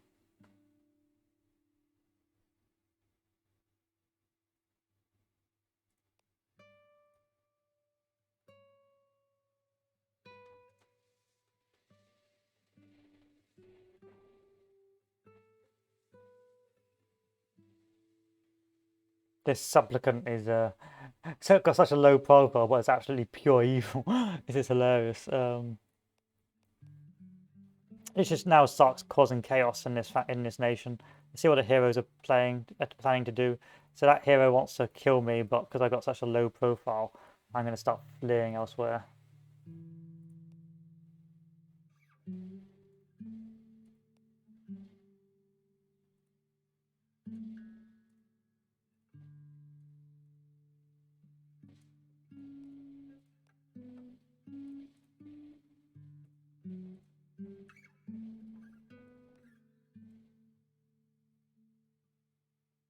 I'm being hunted again.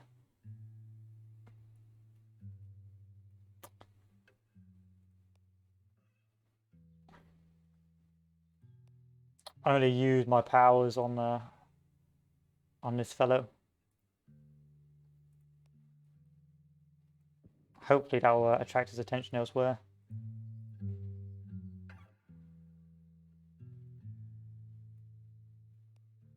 More zombies. More chaos in the central factions. Just send the central armies into complete disarray.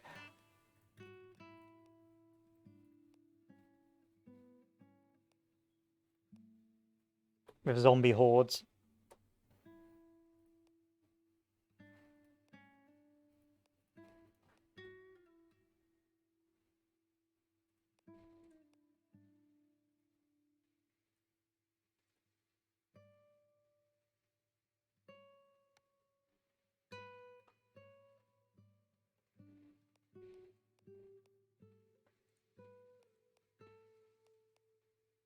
Looks like the supplicant has to run. We'll send the supplicant running over to the city of Molass.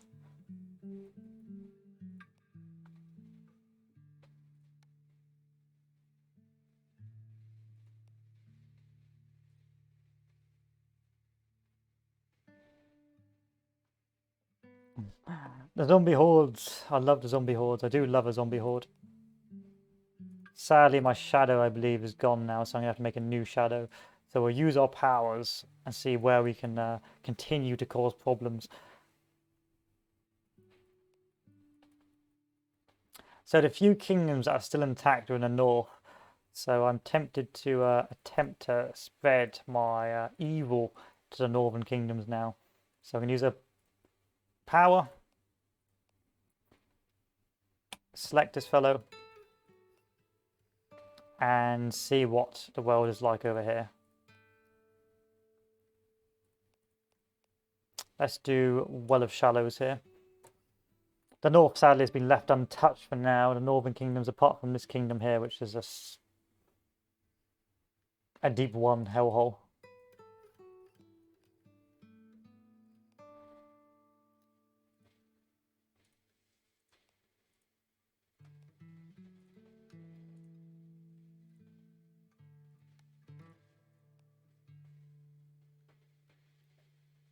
What's the chosen one doing?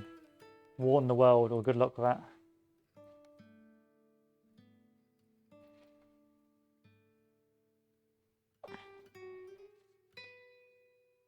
Let's infiltrate the vast sewers.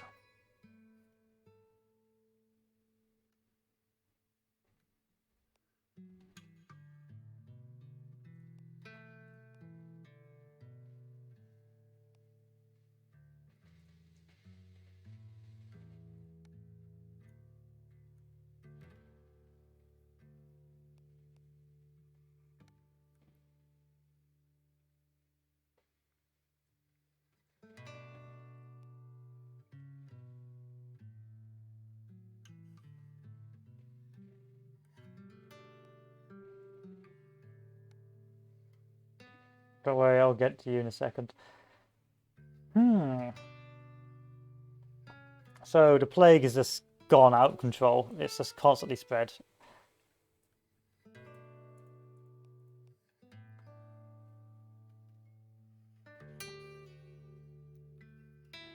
We'll go up north and do another Well of Shadows. And this character here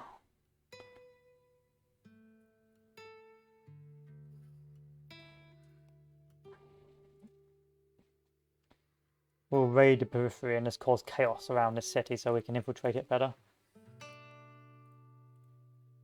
So most of the world is becoming rather aware of me now because of the shadows, but we're not doing too bad.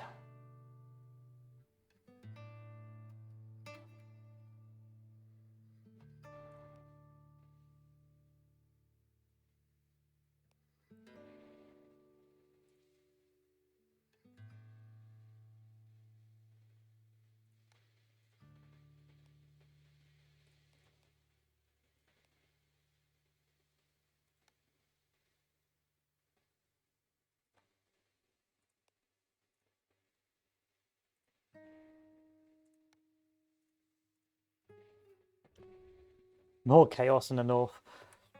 It looks like the north is collapsing on its own, if I'm honest. From unrest and devastation, the north is doing its own thing.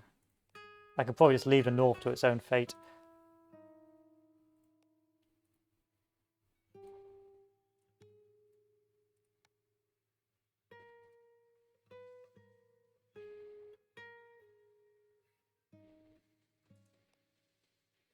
Who's going to attack the monarch? Oh, it's too far away to be a threat to me yet.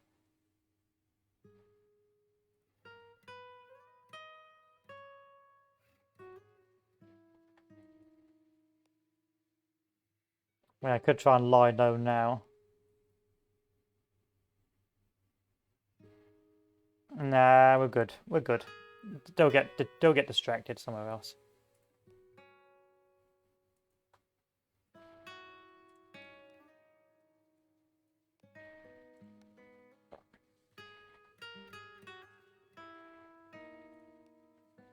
So we got 24 unrest, 12% death, 66% plague, and a load of immunity. So why not release from death? Because it's going to take too long. Infiltrate. It's going to take too long. And plus, we've got such a high profile and such a high menace. People are just going to start stopping us. Let's fuel the fire.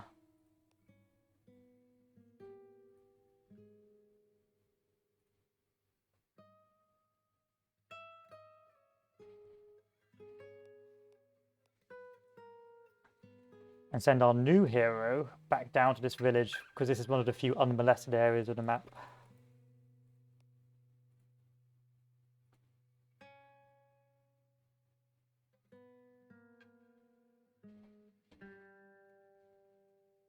What's the shadow like over here? I don't think I can move further north.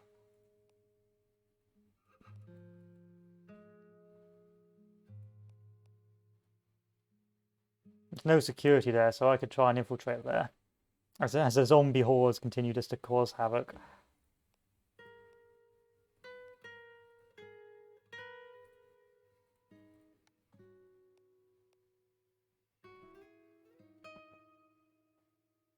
"25 turns. You know what? Let's just keep releasing stuff from death. Nation of Thraps descends into civil war, with rebel cities raising their armies against the sovereign.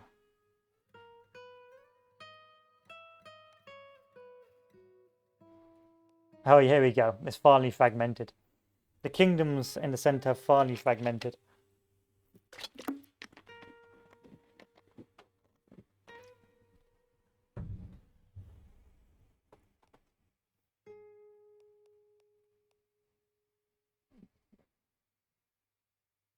Thanks to all my hard scheming. Who's hunting the monarch right now? You're hunting the monarch and you're hunting the monarch. So what I should be doing is potentially using my power to create a fleeting servant.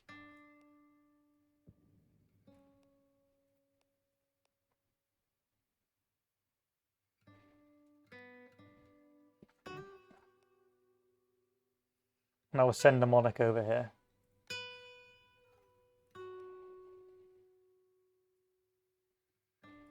In the meantime, I'm going to make sure this hero stops trying to gain entry. Because he keeps on losing HP and he can't gain entry into here. So we'll just lay low for a bit.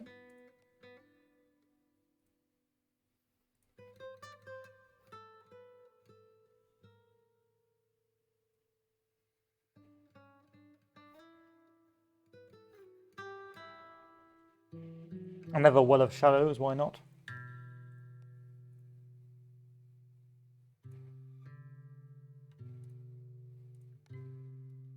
Yeah, this hero is just getting slapped. He needs to run away. Run to the north. To this village while I continue to get pestered by heroes trying to stop me.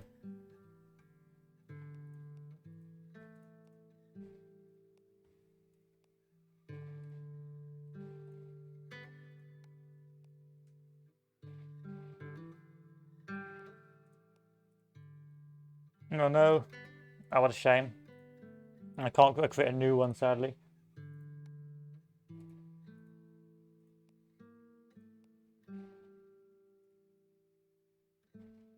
Now I want you to lay low.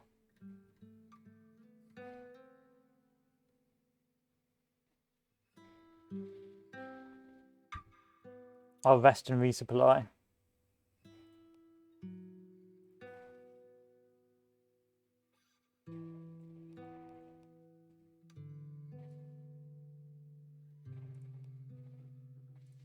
These heroes are being an absolute bane in my side.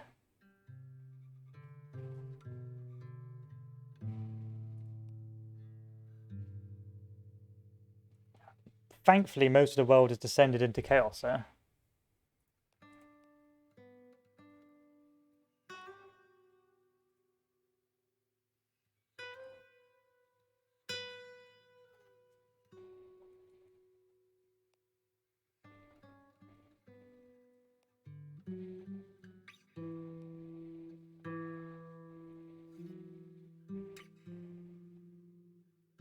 More zombies.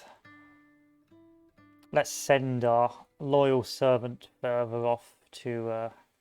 how enshadowed are these areas? Not very enshadowed. I need to really spread enshadowment to the south.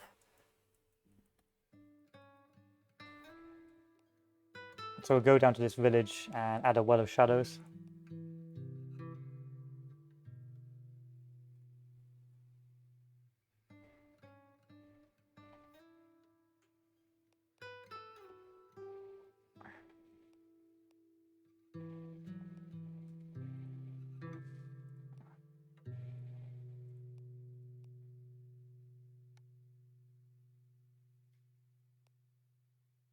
Deep One cult to the city perhaps has grown to a point where it's dominated all life. Okay, so it looks like another Deep One cult is formed, but where?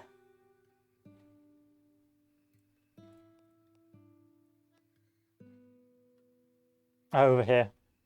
So I'm glad I bought this kingdom to heal, but now it's the west that now acts as my holder.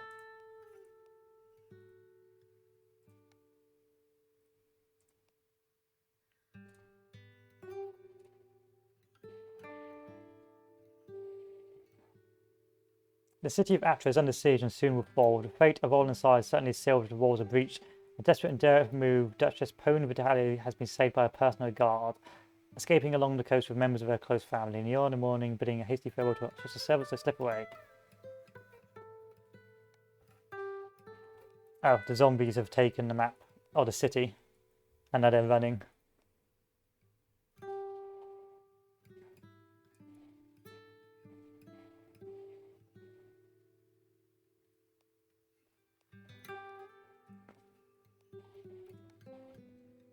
Another wall of shadows, please.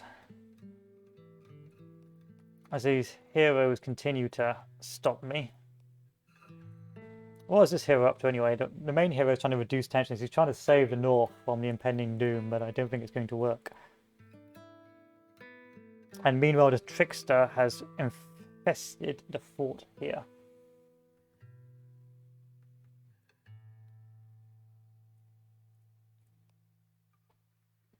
Which sadly has yet to really fall to my evil.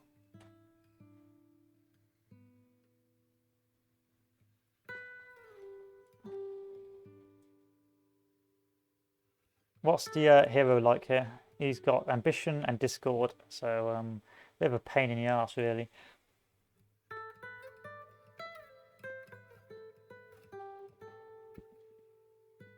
Let's cultivate some more disease.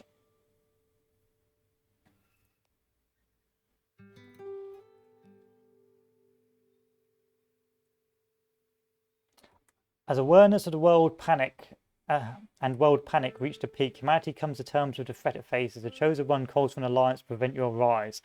The First Nation has already heard their warnings and begun to take the desperate last steps. Soon others may join them as the rulers become aware and afraid enough to put aside all differences and come together to hold back the shadow. The alliance has additional actions they can take against you and seek out your forces, whichever form they take.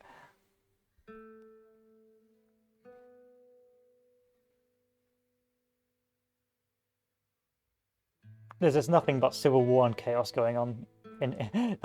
This whole area has collapsed to evil. Alas, some heroes were lost along the way. Anyway, you need to lie low. And if you can't lie low, you need to go north and keep spreading chaos. But I don't think I need to. Like, the whole map's starting to collapse.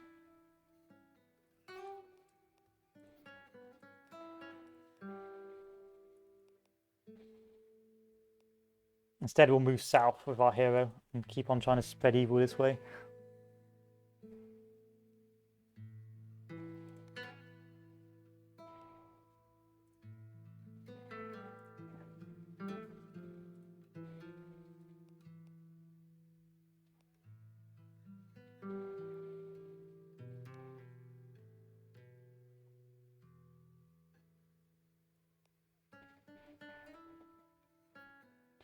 Nation of Pelis joins. Yeah, I'm not too worried about that one nation. I don't think that's going to be a bit of a problem yet.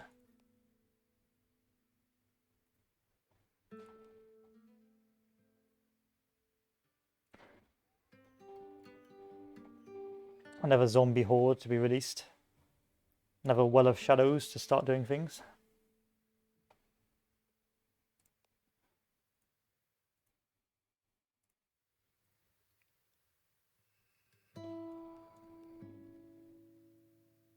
Let's infiltrate the city palace and once more continue to infest the rest of the world. We have some shadow in the east, but it feels like we're having limited success apart from the orcs beginning to absorb. Like, this whole area has just turned into complete and absolute darkness, but the rest of the map's a bit of a pain because we had spent so long trying to collapse this main kingdom. But still, I was quite happy to see it devolve into civil war. Like in the city of Etra, you've got a three-way war between the zombies, the army of Dianucci, and the army of Atra. You've also got a hero here trying to rest and resupply.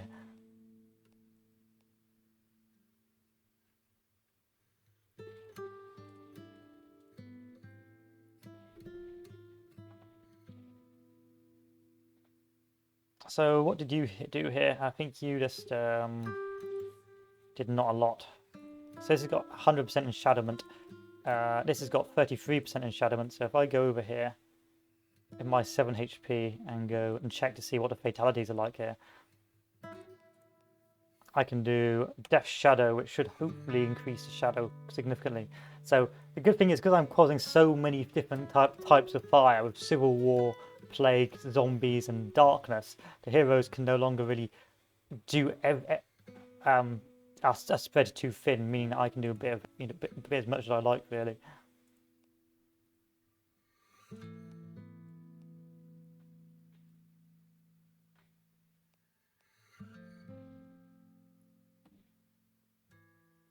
So once again, the armies of good are stepping in to stop my constant spread of disease, which is a bit of a nuisance, but hey ho. We'll do another well of shadows because they've formed an alliance against me now.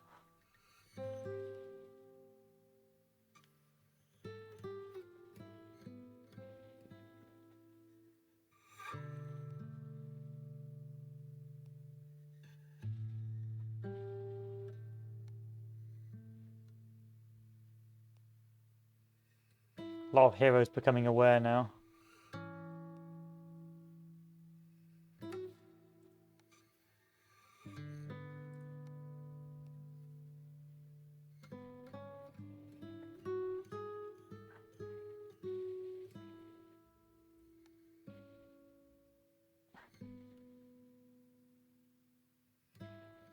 The orc armies are now spreading in the east rather aggressively. How big is this orc army? Oh, it's real big. And thankfully orcs are sort of like our minions now because we've infiltrated those camps. So they'll just keep on moving on, causing general chaos and disruption in the east of the world.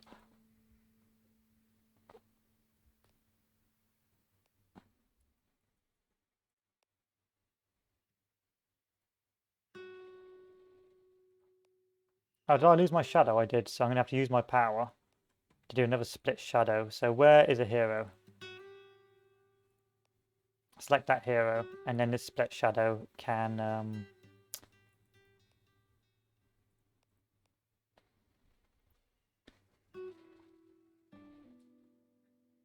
release from death some more boys.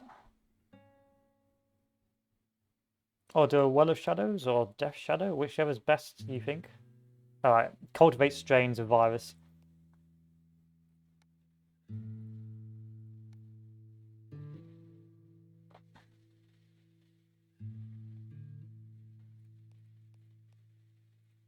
Raise another zombie horde. Just to keep on weakening the armies of good. As the heroes continue to stop me and consecrate the grounds.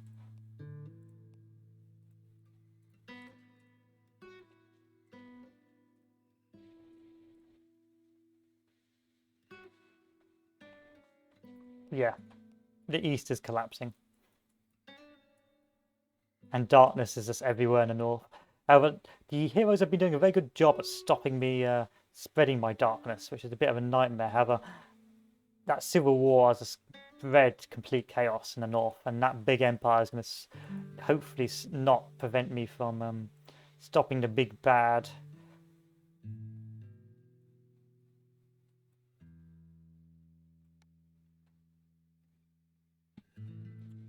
Snake, or she who will eat the world, from coming about.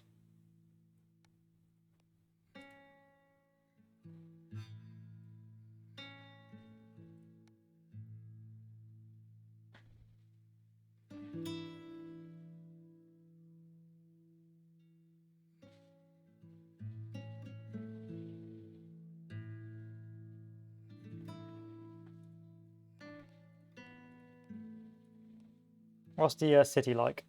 City's got 79% death, so what I could do is infiltrate the place. Or raid periphery. I'm going to infiltrate the place. Oh, it's already being done.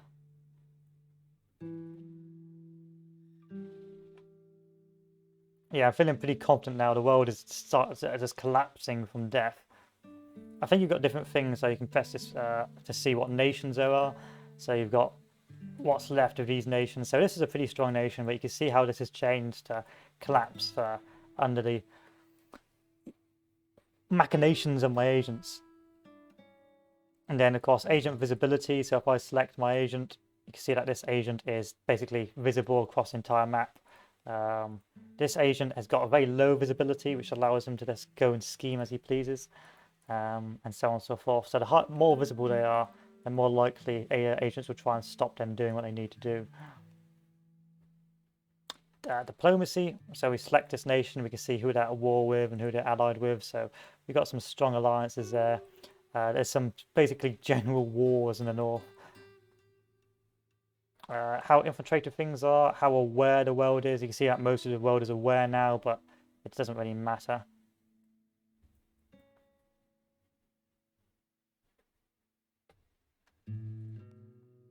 Because we've done enough damage, already at 91% victory rate.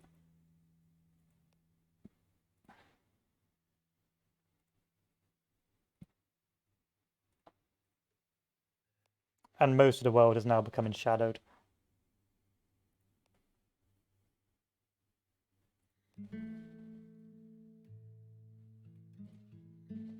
Well, there's not a lot of shadow actually on the map, but it doesn't matter because the shadow's done enough to just kill everything. It was the civil war and the plague that did it.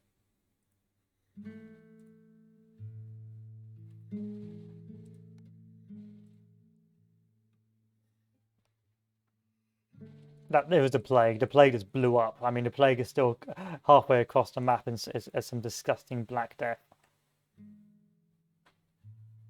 What's this fellow trying to do? He's just trying to warn the world again and redeem sovereigns, but it's too late. The damage is done.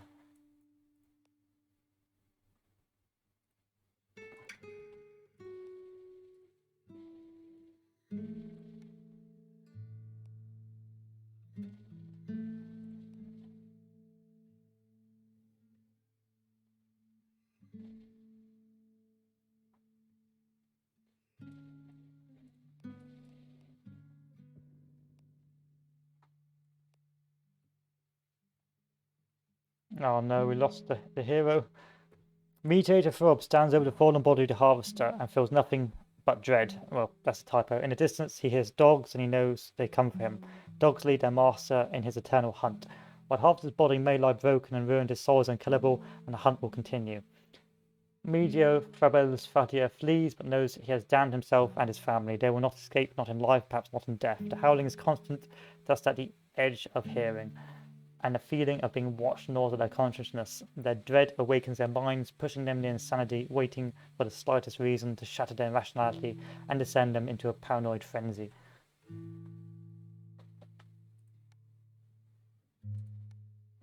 I can recruit a new fellow. Let's recruit the Hierophant, and let's just dump him down here. So sometimes it feels like it's valuable to kill your guys because they once again start with 0 profile, and so they can just do as they please.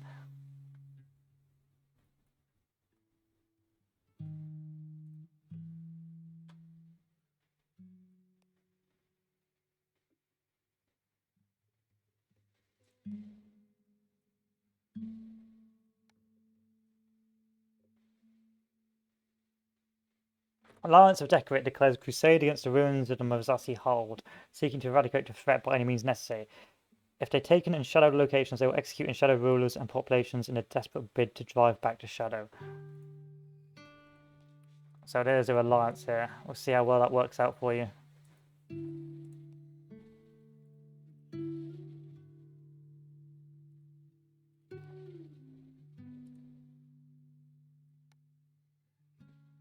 Oh, and the world has ended. There you go. So this was just a quick run through. So you can see it's very CK2-like in terms of different traits and abilities. However, like CK2, if you don't get into the game, you'll just you'll just end up skipping through turns and not caring in the slightest. You've got to sort of role play and pull yourself into the game and sort of like look around and see who's doing what. And so, whereas I was sort of speed clicking through, generally it's one of those games a bit like CK2 where if you're just going to go to 5 speed and not pay much attention, then the game is you're going to miss out a larger portion of the game. And it's very pandemic-like, but we're in a fantasy setting with elder gods. After a certain stage, the unshadowed rulers will start to rise up against you and form alliances to stop your spread. And heroes will effectively be like the research teams trying to stop you getting your diseases to and from the place. And of course, how you play is very varied. I didn't do much of the insanity trait, but different traits have different impacts. So, for example, if I wanted to turn certain rulers insane instead, I could just do dirty catches or mutated catches or spread the deep ones instead, and that would slowly over time cause that chaos. But you solve the disease, it's another way of doing it. And you can the fun about this game is you can see the efforts of your labours start to stack over time as the modifiers come into play. So you saw that big empire sent a few scouts there and kept on spreading disease and chaos, and eventually I started raising the dead and just causing civil war as the heroes came to try and stop me, but they couldn't really do much. In the end, they were trying to put out too many fires. What I will say is sometimes it's very difficult to keep track of what everyone's doing. There's not a lot of flavour in regards to say what certain heroes are doing, and there could be a bit more in terms of like giving certain units like a hero some flavour text about his traits. So for example, if I click on him, I should highlight why he likes Dr. Bongles, or why he's repelled by orcs, or what they're doing. And generally things like that. But it's still nice as a game to sit through and quite enjoy. enjoy what's going on.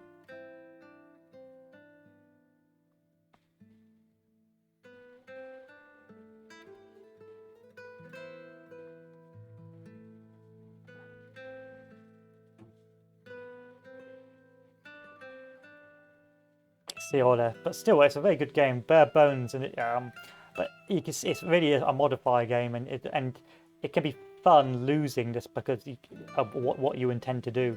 So, for example, I could have lost this game and seen how much damage I could have done with the deep ones. And playing new maps or random seeds means that, of course, different seeds can have different results. So this was quite an easy game for me, because most of the way east was covered in orc hordes, and the centre was covered in orc hordes. And it only became difficult in the west once the big empires kept on, or the big empire of the Farang, I believe. Yeah, the nation of Faraps started to spread, and it's just that emergent gameplay. There are a few problems, like a lot of the rulers are very genocidal, and once they go to war, they'll often just create ruins rather than taking territory. But it's nice to be able to stoke the sort of the fuel of dissent. Anyway, let's do a new game. Let's do Ayastor the Laughing God. Laughing King's mechanics revolve around a carried item, a tome which causes insanity and obsession in all those who possess it. It can be given and taken from agents, heroes, and rulers, and serves as the focal point of this elder god's power. This is designed to be an elder themed around madness, deception, and acts of playing games. The idea itself is a part of a game that it cannot comprehend, and whilst it no longer remembers itself, it retains a capering disposition and alien nature. It's designed to be a forgiving elder that offers an easy game with a number of abilities that should mitigate potential mistakes a new player may make. A certain cursed scripture, lost in the ages eons ago, tells the tale of the Laughing King. Both incredulous occult circles and respected divination schools claim that once every millennia the same tone resurfaces, driving its readers insane and spreading a terrible darkness across the world. Readers of the Laughing King know the truth of the world and the worlds to come and the worlds that preceded this one. The book. The tome passes... So it's just mechanics revolve around the Laughing Tome. This will be the first be held by the supplicant, Yasta's first worshipper, beneficiary and victim. The book turns any person, be they ruler or hero, insane as they read its pages, other than agents already under your control. Tome passes between agents and heroes, harming both you and they in turn. First, it must either be placed in a location to drive the population and ruler insane by increasing the madness modifier of the location, or directly given to a character by either raiding a ruler's vault or by gaining access to a hero's personal items. Once sent out, it will increase insanity until a hero is able to bind it. Once bound, the hero can use it again against Ayastor at any library. Kill them, steal it back, or endure their attack. After this, it will become available to you once again. Ayastor only regains power while the book is being read by multiple eyes, and so deploying it frequently as possible is highly useful. Ayastor's powers revolve around mind games and has the ability to alter AI preferences. This can be used to reduce the aggression of a hero, to avoid them attacking your forces, or make them sufficiently aggressive to act on the paranoid force the insanity has inflicted upon them. As Ayastor awakens a soul will be exposed to the world, your agents can use the tome to strengthen it, and if it reaches 300%, Ayastor will win his unique victory. Heroes can act against it, however, if they can seize the tome and use it to kill Ayastor by using the book against him. Let's do a random seed, and let's do normal, and let's start. And you end up in the middle of nowhere, okay. Literally the middle of nowhere.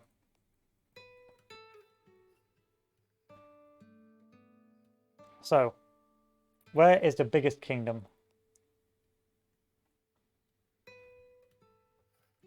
That's a big old nation, but that's a big old nation. So if I move over to the city of Ogarav with my agent,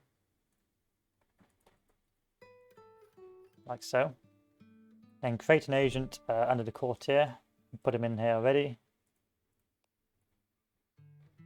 Go for familiar face, use power, see what the light brings, select,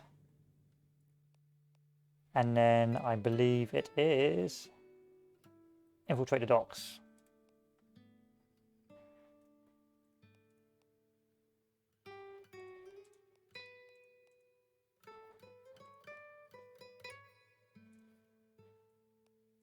So you're infiltrating the docks, you're going to be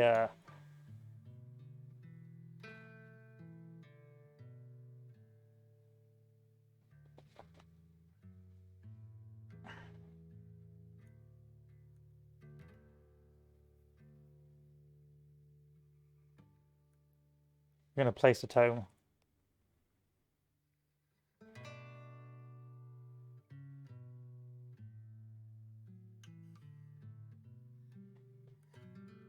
I'm going to move elsewhere. So where is the Deep One Cult? The Deep One Cult is here with a menace of 24 and a profile of 13. So we're going to help the Deep One Cult spread madness around the world.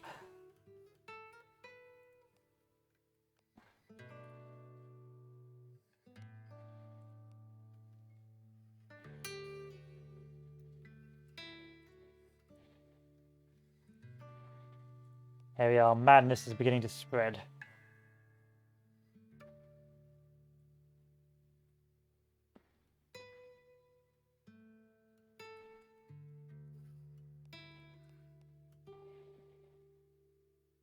So we need to... what do we need to do with these deep ones? We need to reduce its menace. So we'll go and reduce the deep one's menace.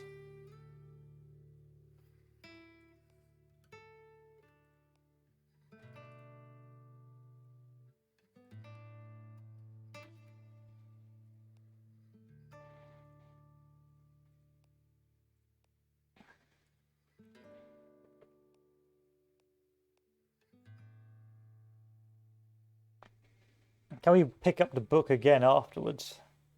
So the book is still there. Can we like re-pick up the book after?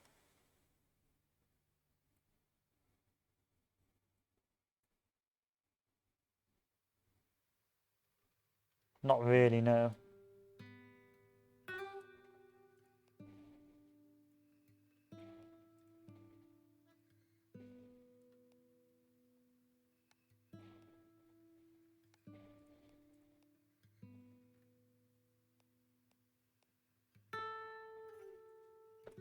Okay, that should get the deep ones a bit happier.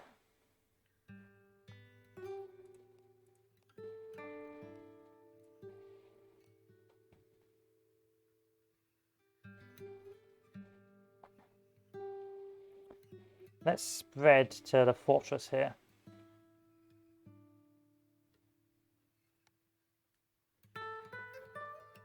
And infiltrate the fortress.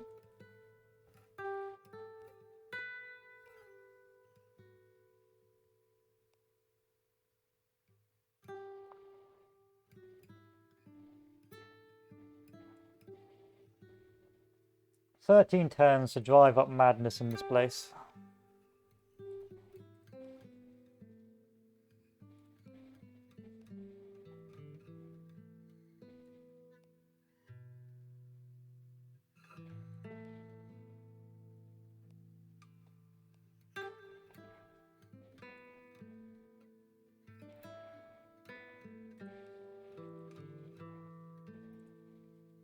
As a big old war kicks off in the west.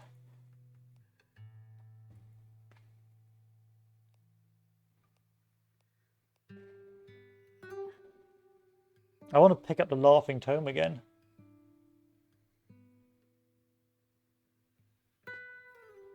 Alas, I don't think I can.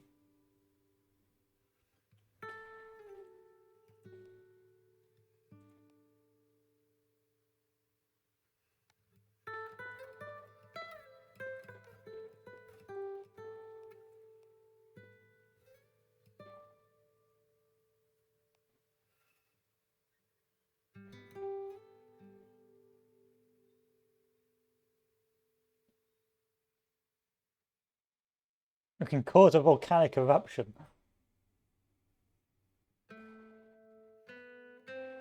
100 turns, you know what? 100 turns for volcanic eruptions is a bit of a meme. We'll do that, and we'll create a new agent. We'll go with the Trickster and put him down in over here. Do a pickpocket primate. Your job's going to be to infiltrate the docks. We're going to use our power to see what the game is. And that should make things a little bit easier for us to infiltrate the docks.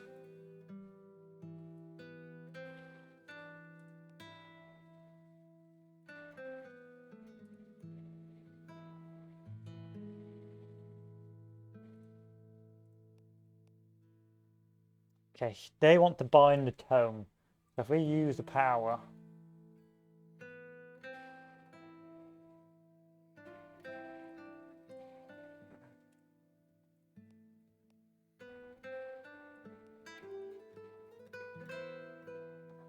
What's this sanity like? It's got 20 points of 70.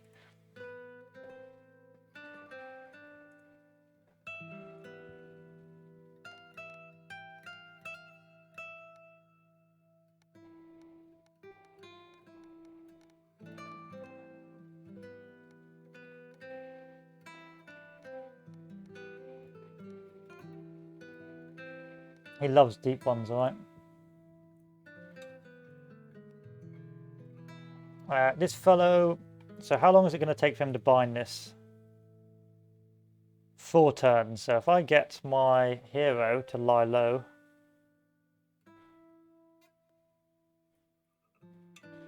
8 turns and then head back up north, back to the Elder Tomb. By the time we're back, we should be pretty good to go.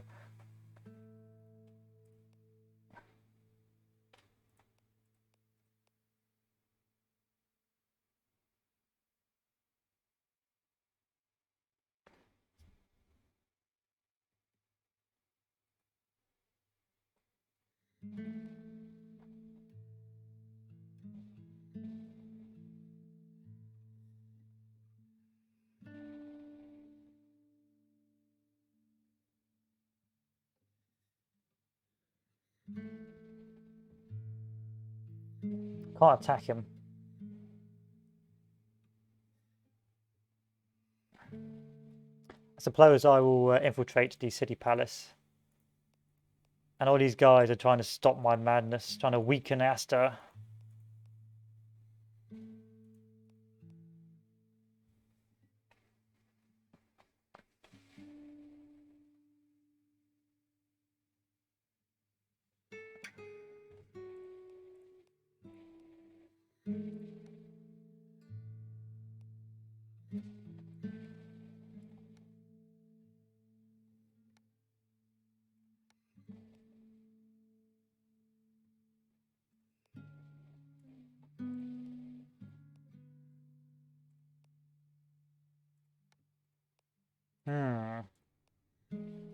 Bit of a tough game, Mr. Asta bloke.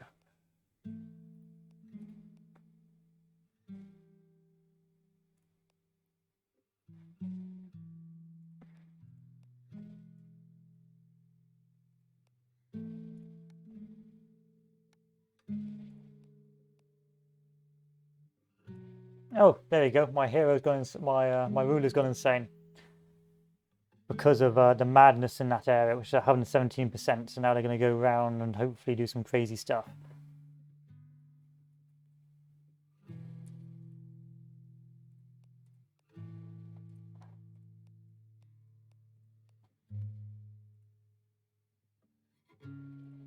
And I can increase the madness elsewhere.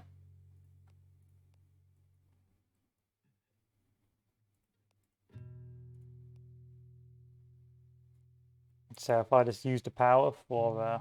oh, sadly not. It takes too much points. What a shame.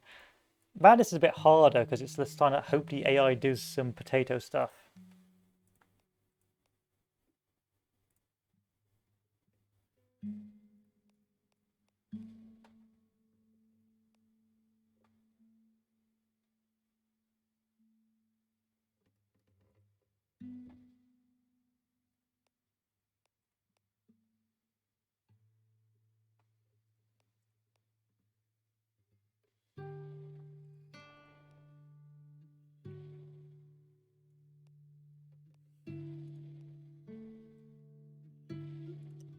A bit of a malign catch here.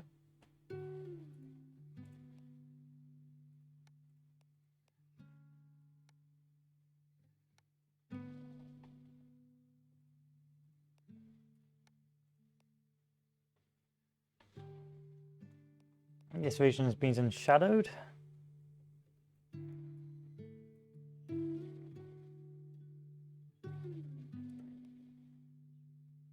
Let's see if we can go back up north now to go to the Elder Tomb and recover that book.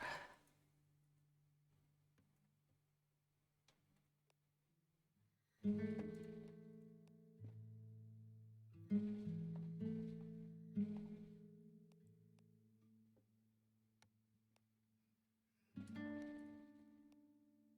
create a new agent. Let's go with the cursed, and of course, cursed will always do Orc Fortress.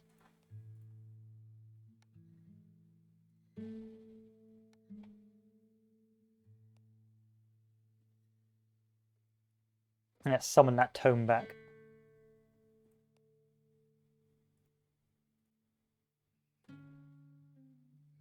From there, we're going to go down to wherever the trickster is, over here. So we're going to go and get our boy over to where the trickster is, so we can hopefully spread some more madness.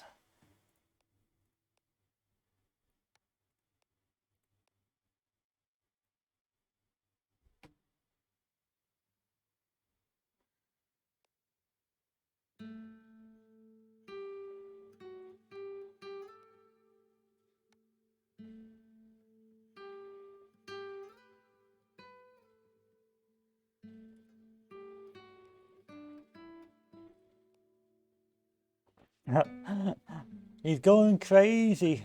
He's crazy.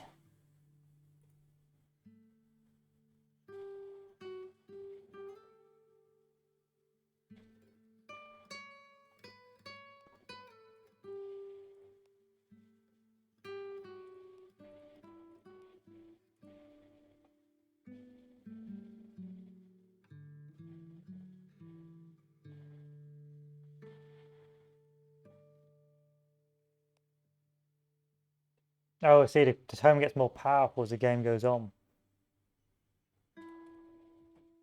So you keep organizing the horde. You can lie low for a little bit while the other guy infiltrates.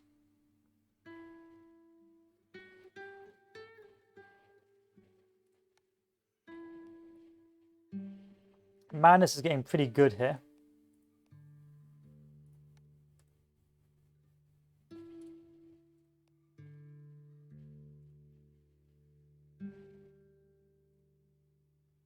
You may be reducing the enshadowment of this place, but it doesn't matter because that place is fucking crazy, bro. That place is fucking crazy. They're all mad.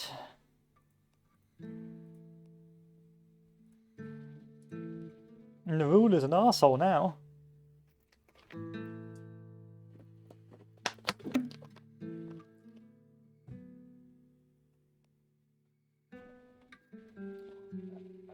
You can lie low again.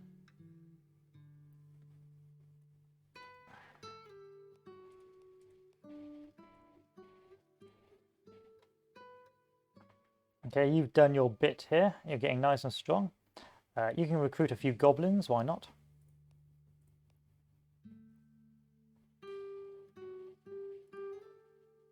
And just keep organizing the horde so it's nice and strong. I don't know what this hero's doing, it's just being a bit of a pain in the ass, but hey ho.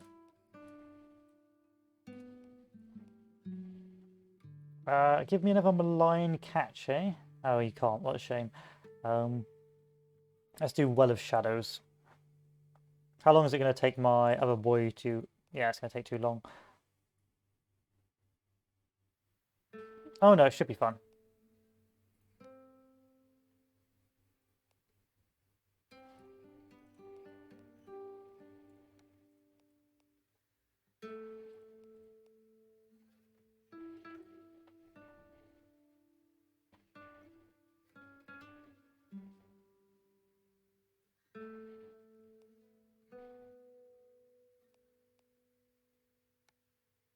And there we have the city palace, and we've got our goblin again. Let's keep organising the horde. And over in the north, trade with the courtier, take the tome, and then your job is to infiltrate the vault.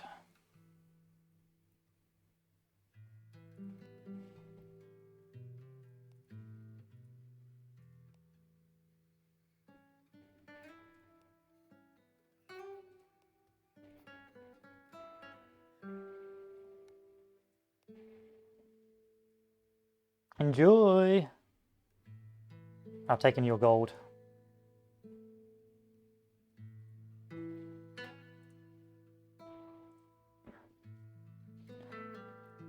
Do we have any other orcs elsewhere which we can use? We'll go over this way and see if there's like a dark one hovel nearby. Sadly not. Anyway, you've got a pretty high profile, a pretty low menace.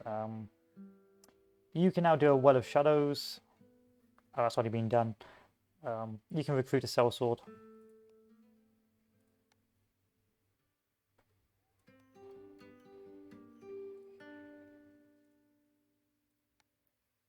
And you will just chill, I suppose. I mean, I want to find a deep one encampment because that's where the where more madness can spawn. And this is a mad god, so let's find where a deep one hovel can be found.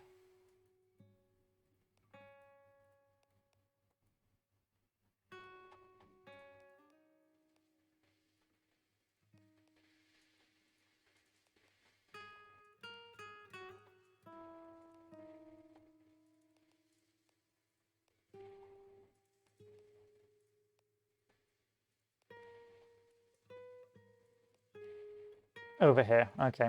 So, Gorgon, you're moving up to spread the madness.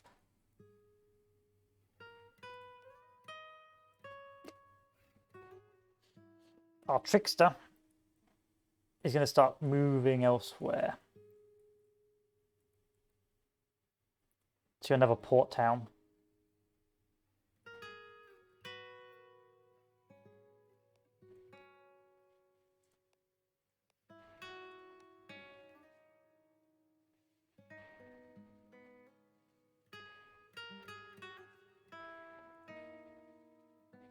Everyone's going insane.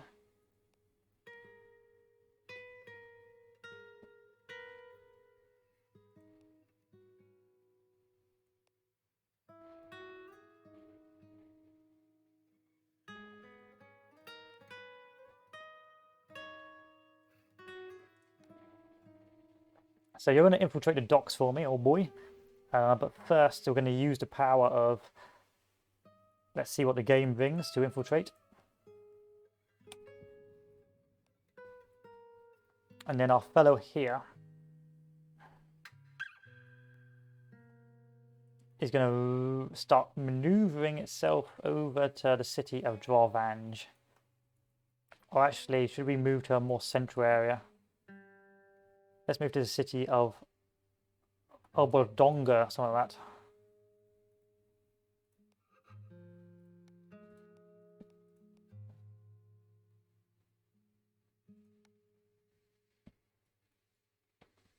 So what's the profile of these deep ones?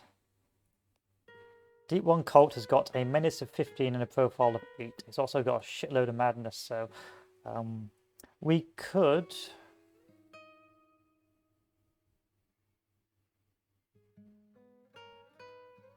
go to the neighbouring city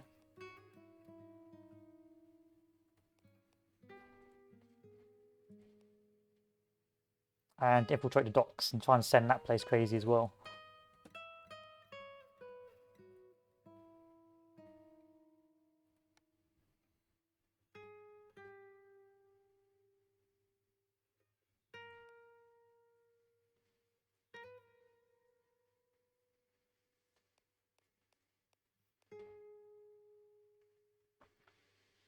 Volcanic devastation, I think we're going to infiltrate the docks. I don't think volcanic devastation is the plan. And once more, we're going to use our powers. Oh, we can't. We've already used it. What a shame. Who's gone insane?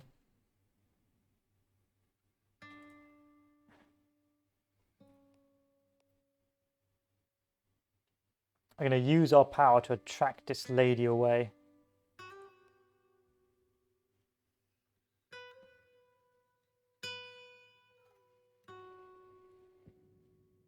You really like cruelty.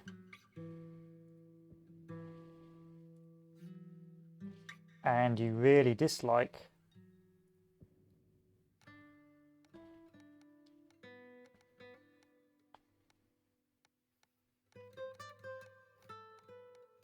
gold.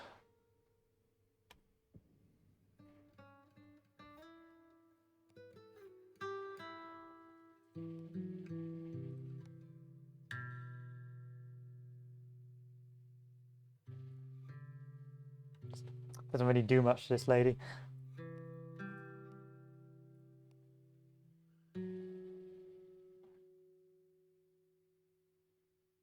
That's a whole lot of crazy going around, that's all I can say.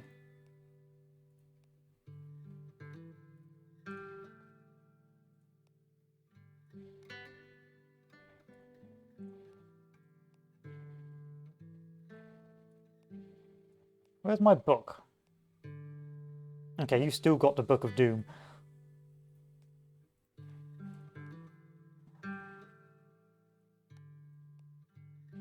Oh good, she's gone now. She's had enough.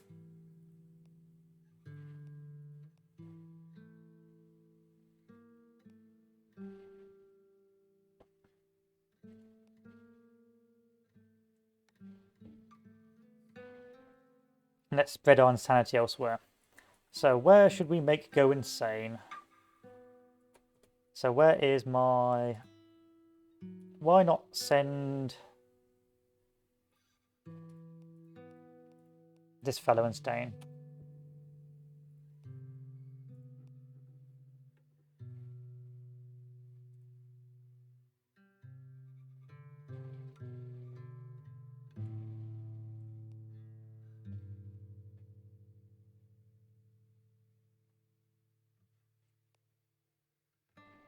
The Deep One cult at a city of Arras. Okay, the Deep Ones are back out.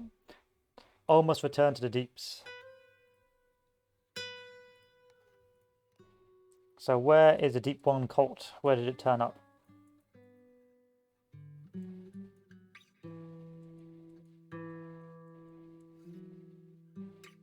Oh, it's over here. So that'll start spreading sickness and insanity. Let's see what this lass is up to, the Gorgon.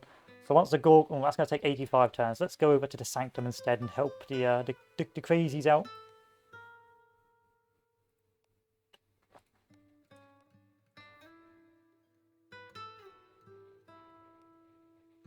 Probably don't want to blow this up now, if I'm honest. I'm going to send this fellow instead to the city of Sassan and use the power. Let's see what this brings to infiltrate.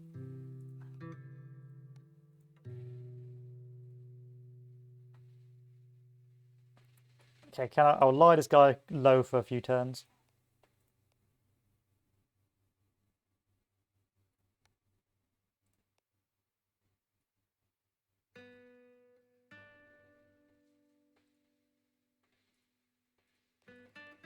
These guys have gone proper loopy, like real batshit crazy.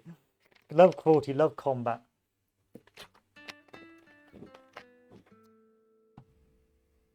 They just lost it. Unfortunately, I need to keep on making her.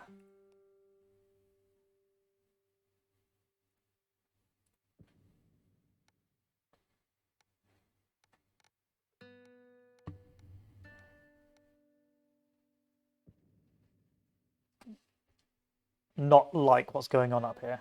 So let's make her like other things. So you like everything.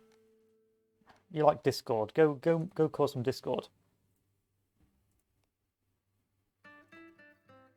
And you're going to allow the spread of evil.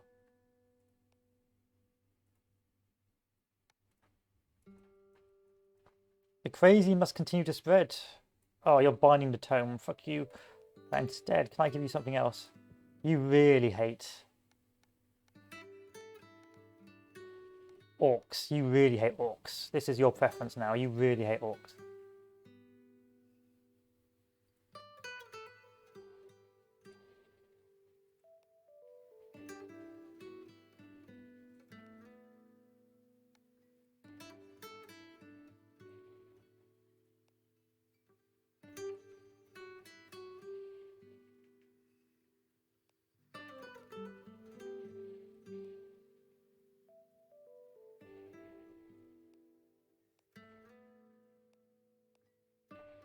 Do you still have the tome? No, the tome's gone. The tome has gone. I think the tome's gone anyway.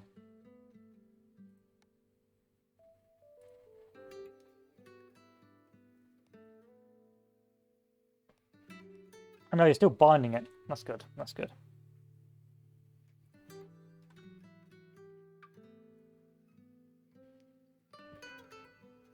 You really hate orcs. Like, you really hate them. This is your priority. You really hate orcs.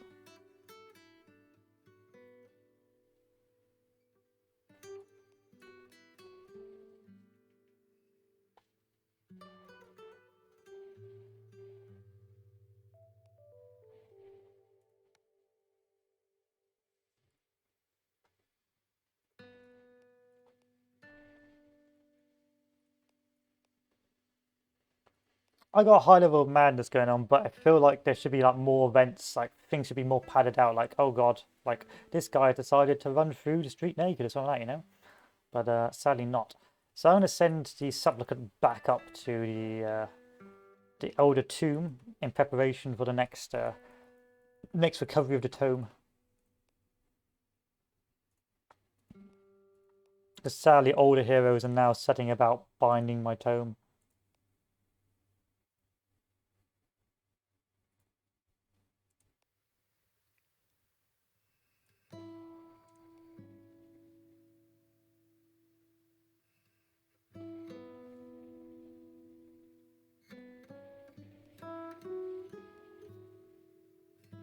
That's your main priority, eh?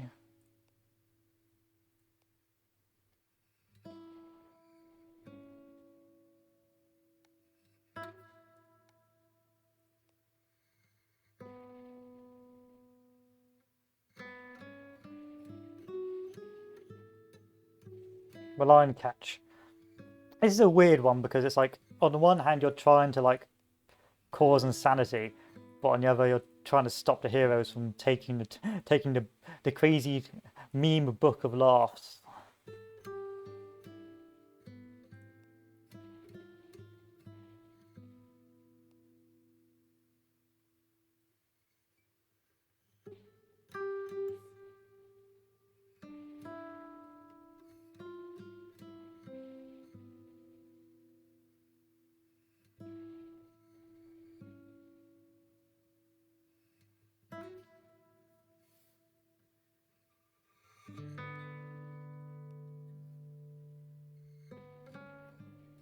I'll take this book, thank you very much.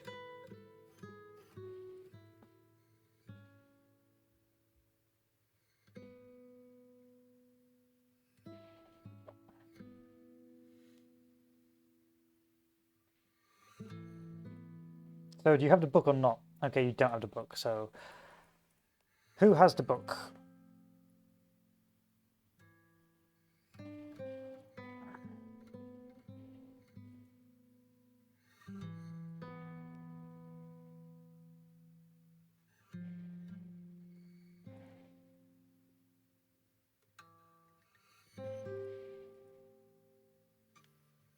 You know what? Just let them do what they want.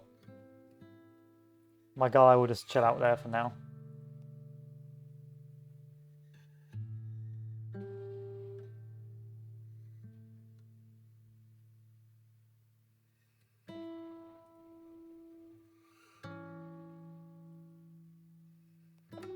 Summon the tome. Take all. Done. We go to a new area to spread madness. Let's go to the city of Ampera.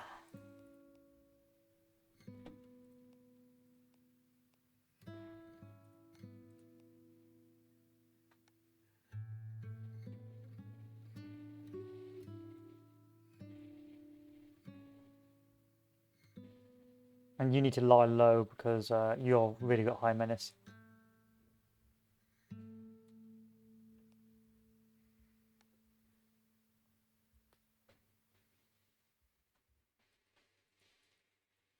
Can you run over to...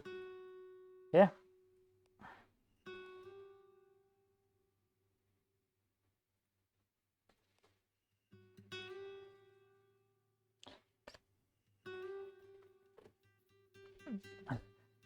Causes a laughing tome to jump to a new location randomly, leaving behind an hysterical tome modifier, which will continue to inflict madness here, while the tomb itself spreads to a new location. Now that is powerful. That is pretty dense.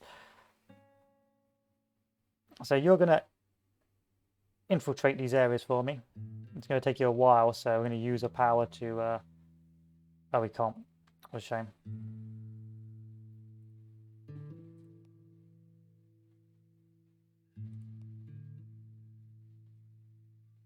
Flee! Where is my fellow here? So you were supposed to be running down to the depths, but it looks like you're going to be caught now. So you need to run over to this orc camp instead.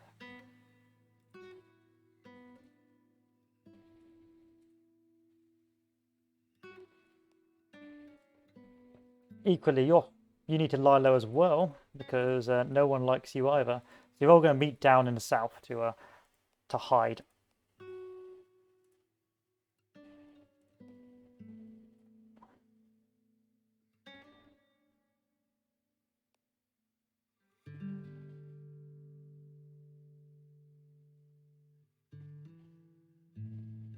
And you're going to lie low. Can you infiltrate the palace? Not yet, but soon.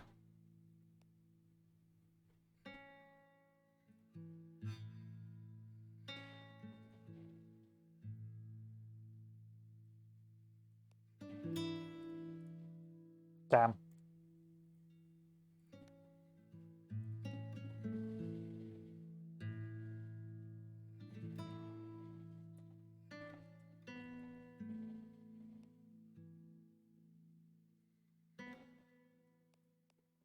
Head down and spread the cold.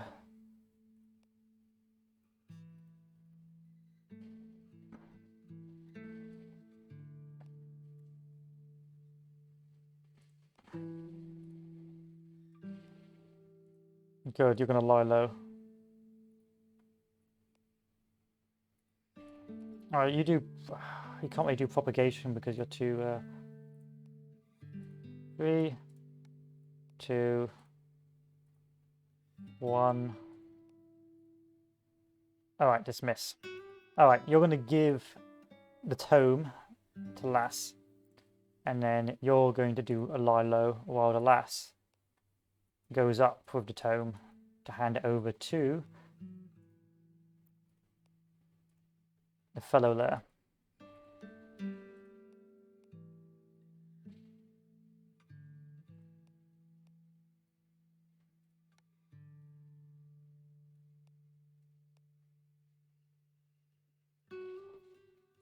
So we got a wall there, but I'm not too worried just yet. So you're going to trade with this fellow. And then once you've infiltrated the... Once you've lied low, we're going to infiltrate the market.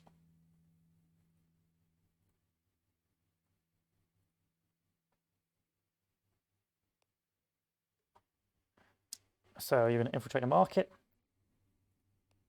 And you're going to do a well of shadows. And then what is this fellow doing? Oh yeah. I suppose the supplicant can move north again and start spreading madness along this coastline.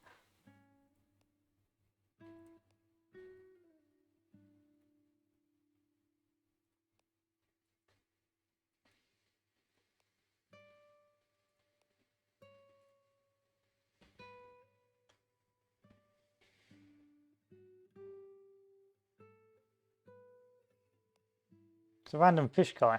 I don't know a lot of fish guys there.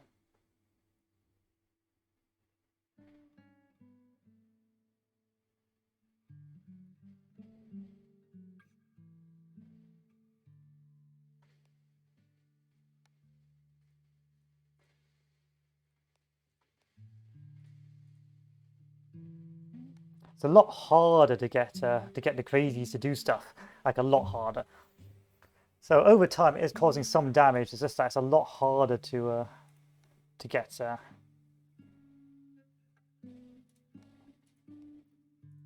get the ball rolling.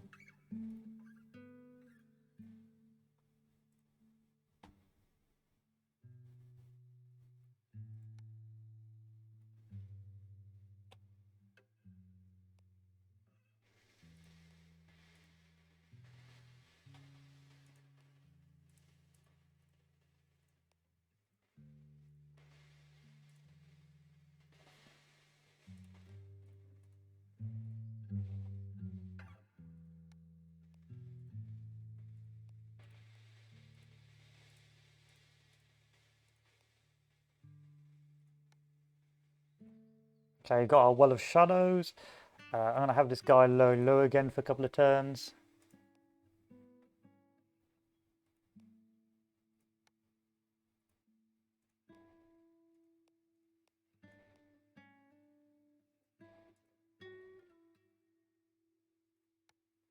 Alright, I'm going to send this guy back down to the Deep One's Sanctum to rest and recuperate.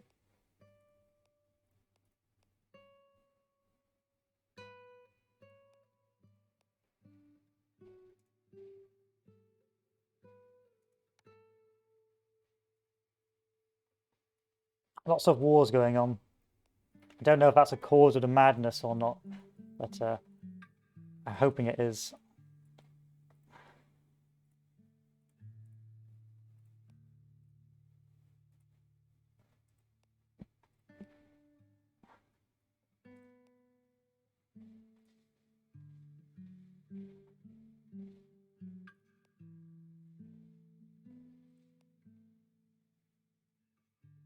Oh, that's a shame. Oh! I thought the game was over, but no, it's just just that fellow.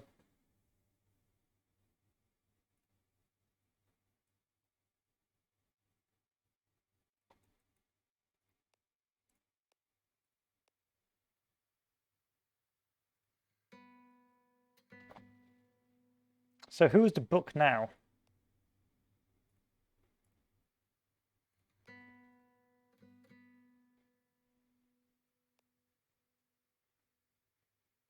No one has the book, so I'll have to go all the way back to the bloody older tome to pick up the shagging book.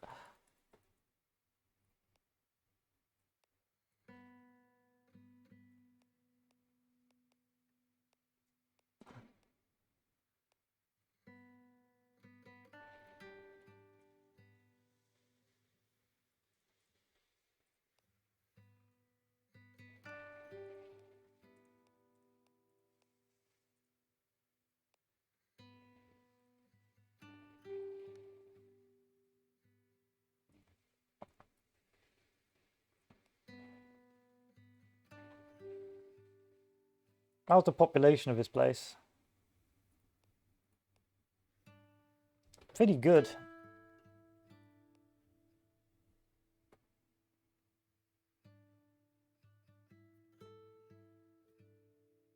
But we've got better things to do. Let's do a Well of Shadows here.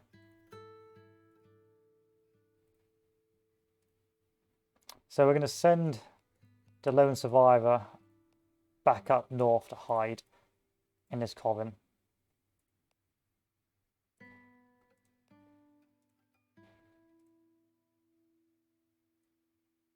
Meanwhile, we're going to go get the book again. And then send the Hierophant back over here to keep spreading some madness.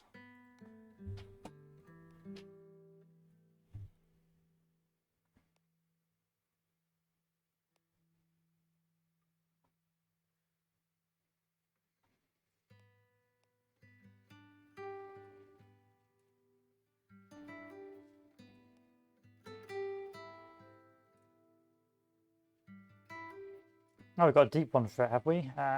So it's got a menace of 21, but no one is really dealing with it. So we'll instead infiltrate the market. I should take 40 turns, so instead we'll do a malign catch.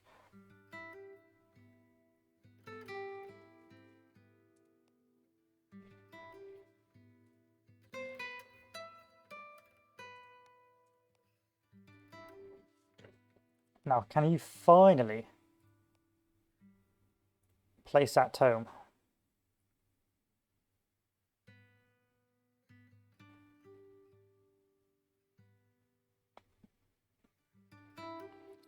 Just dump the tome in the province.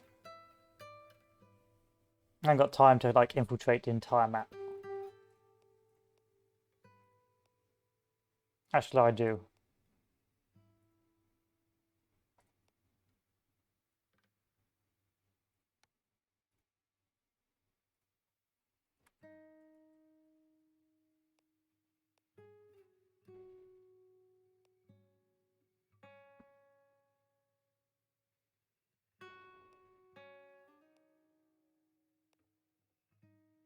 We got a lot of madness here. We are going to infiltrate the city palace. These heroes are doing their best to stop me. You're going to trade with this Hierophant, give him the book, and then you're going to go elsewhere and find a new target to infest with madness. Go over here.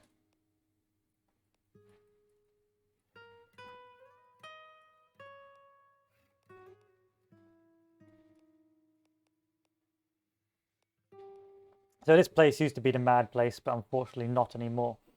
However, unrest is rising from the cruelty inflicted by the ruler, and the death is going up. So hey ho, we are making progress.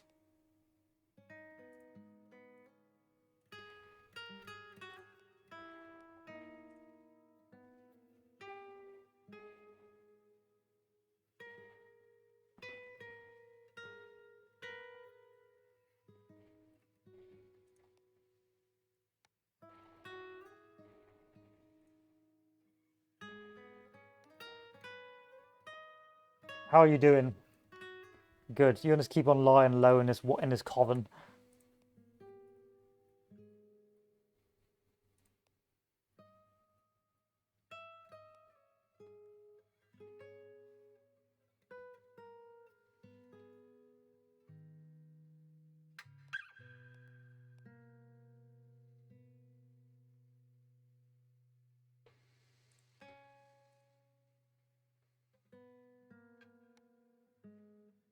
Anyone moving to attack the any of my guys?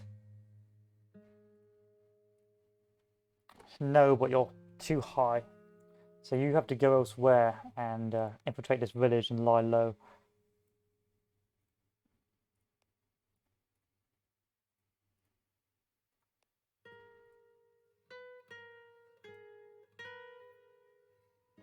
One more lie low for you, Mr. Survivor. You've done your Well of Shadows. You've got a lot of menace now, so Gorgon, you're going to go hide.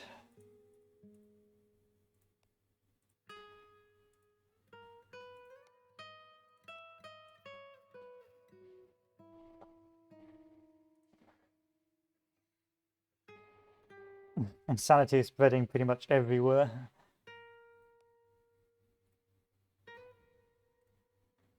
Alright, who has infiltrated what? You have. So what I need you to do now is I need you to access the vault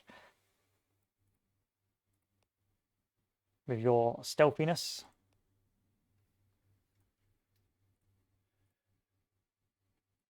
The survivor's now got 30 minutes, so I can move this further down and keep on spreading the winter.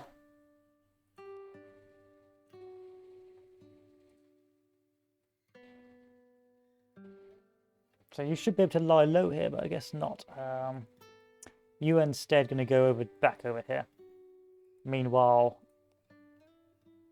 you're going to have to lie low some more. Give me a malign catch.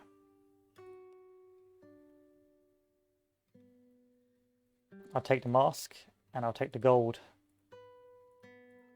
And you can have the tome. In the meantime,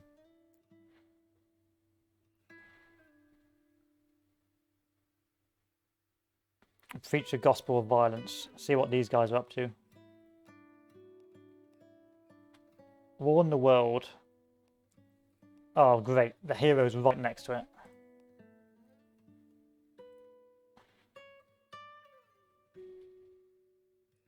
It doesn't matter, we'll just bring the snows instead.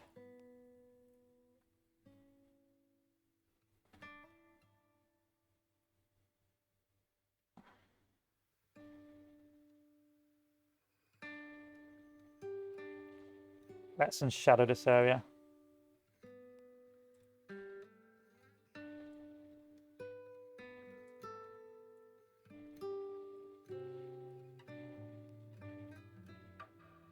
Nice.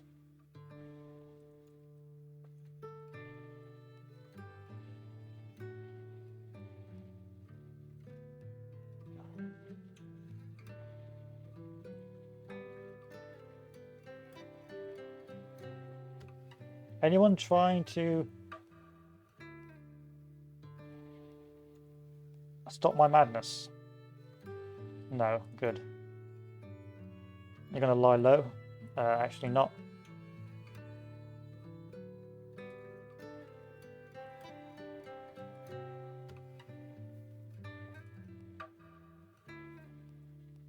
You're gonna lie low.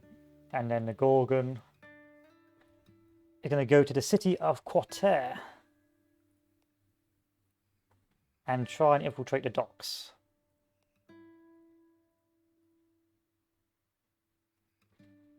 We're going to use our power. Let's see what the game's in. And I'm going to hold off for now. Anyone trying to stop the madness? Or stop my toming?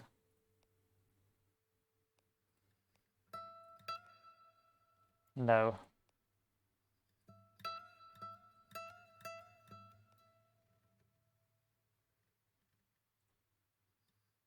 As awareness of world panic. Oh, right, an alliance has been made. Not the end of the world.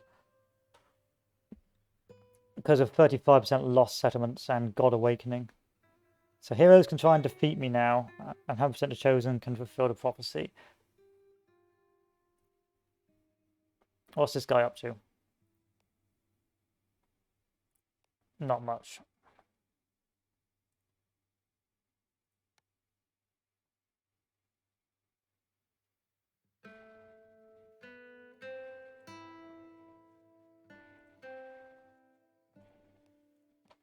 Again, a lot of insanity, but it's just the insanity doesn't appear to be doing a lot.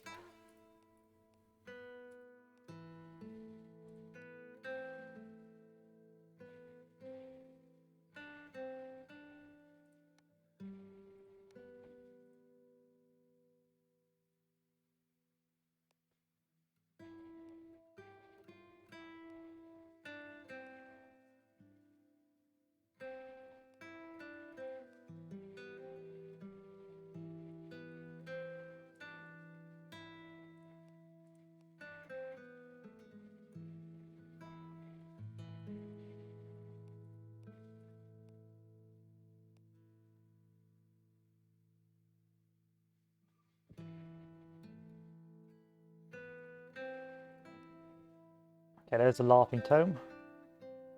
Let's end our turn.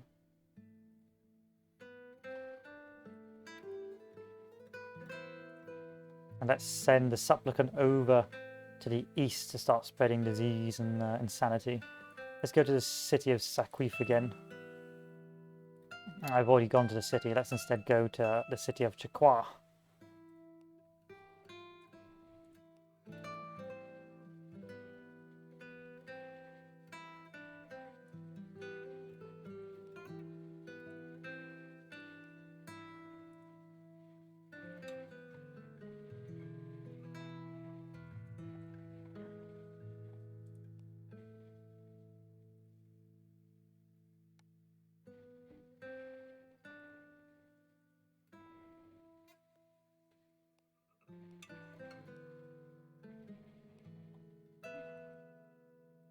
Let's go to Pontiff Castle. Unfortunately, insanity seems to be a mixed bag. On the one hand, you can't really see the impact your insanity is having on the world.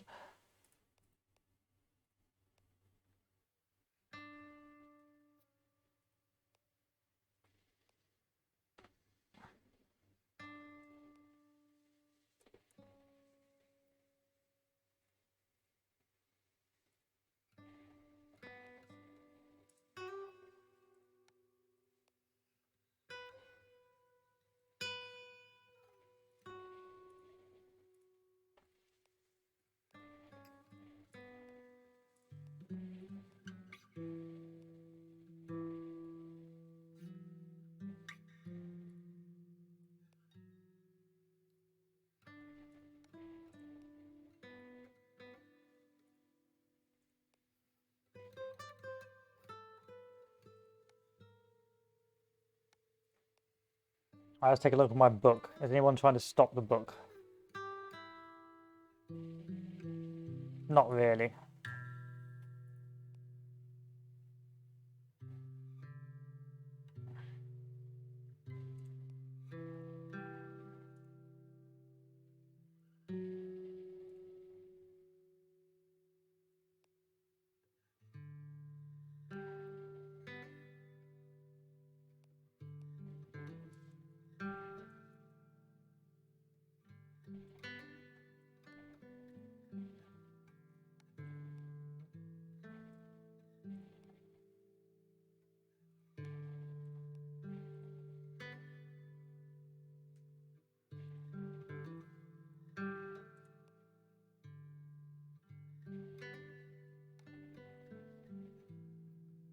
Okay, we brought more winter, but now I need to go lie low again. So back over here to the cathedral to hide.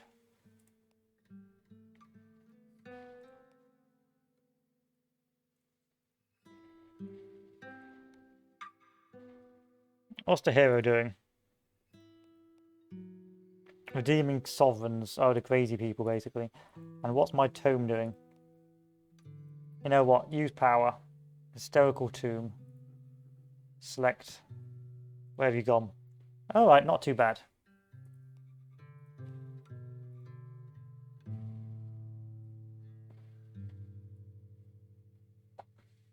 And Lilo.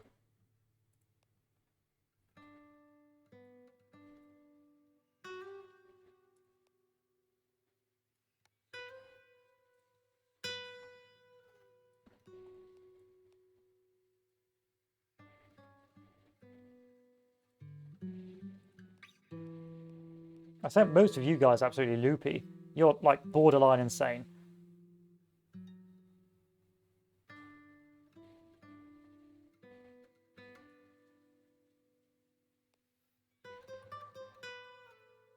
Go to this convent and infiltrate this holy site.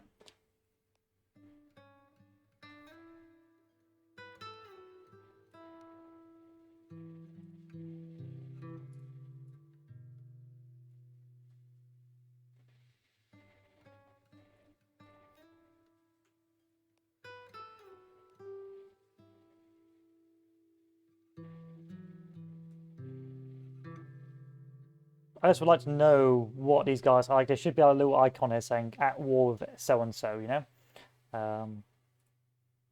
Oh, here it is. National actions, improve relations, appease nobles, improve relations, form alliance. Local actions, tax citizens, so he's taxing them to hell. Modest challenges, infiltrate city palace, and quests is to sabotage the ruler.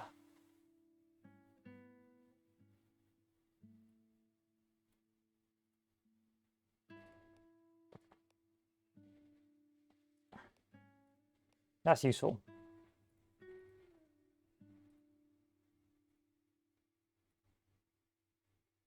You know the drill. Lie low for a bit, put down a maddening catch, and continue to spread the sickness.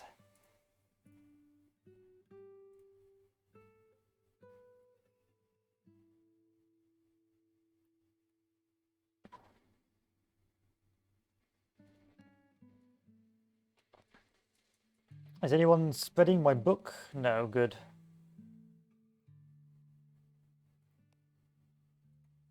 We're going to use the powers here.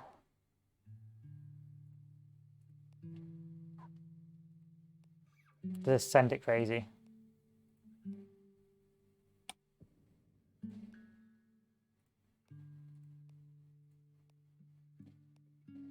There you go, 114 madness.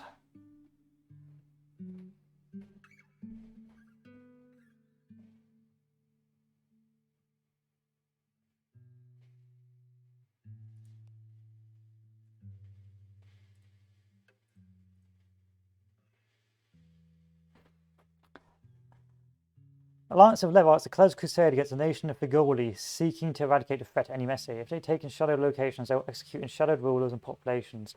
So, if we take a look at you, you're fully and you've been insane by a stack of 3. So that's led to your national actions of appeasing nobles, imposing quarantines, forming alliances, and generally being a nuisance.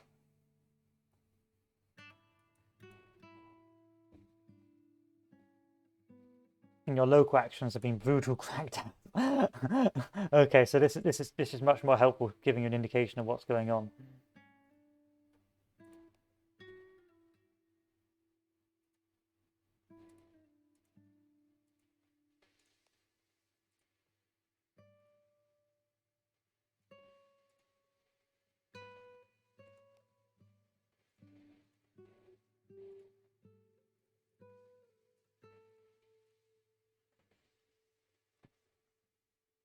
You do another malign catch, I think.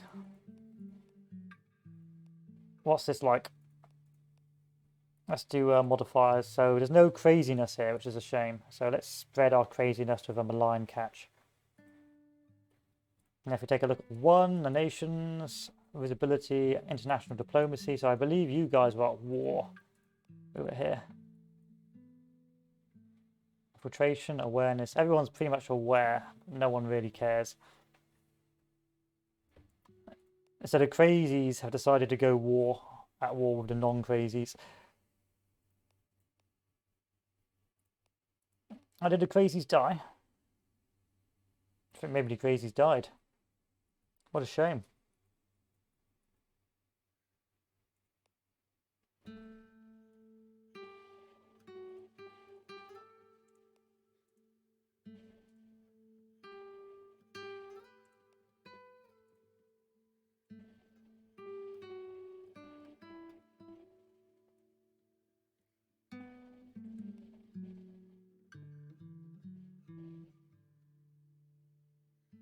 What's the chosen one up to? Redeeming the sovereign. How's that working out for you? There, let me help you out.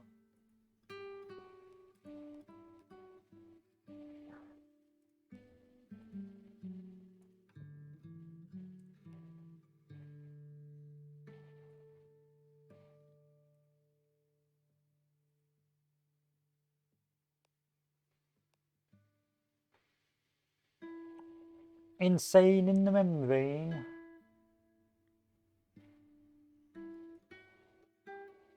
Okay, this sort of causes sort of general malices. Mad Queen Lap, Mad Queen Jen. Everyone's mad. Everyone is mad.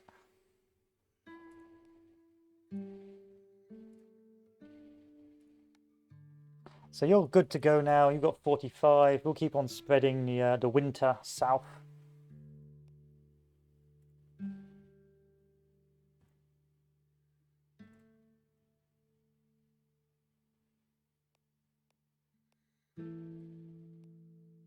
If every ruler goes insane, they just keep on doing stuff.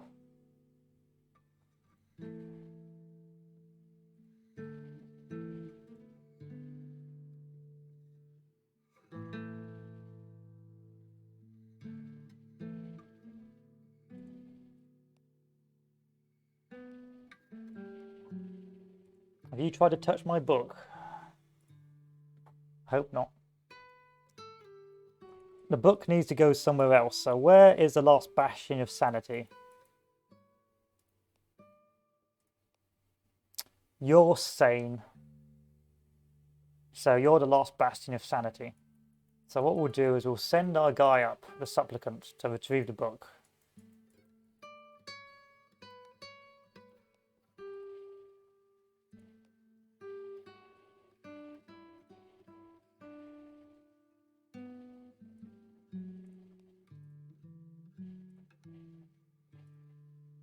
You're going to bring the snows and just keep on being a general nuisance in the north.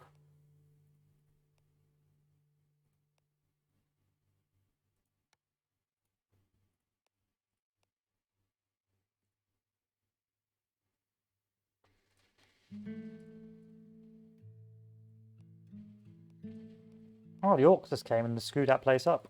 There you go.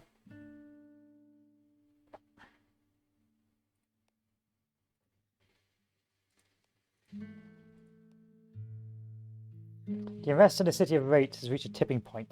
Angered by the countless wrongs and driven to desperation by the situation they find themselves in, the peasantry are rising up. Hedges will roll. Ride them up roll.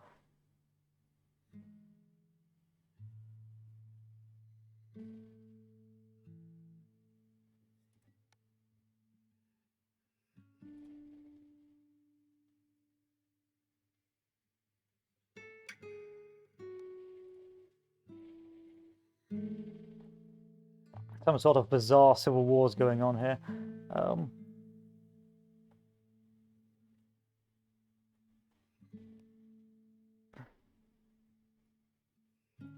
We'll take our fellow here and send him off to the east to start infiltrating the city of Calais. Use our power. Let's see what games are being played to infiltrate this fellow.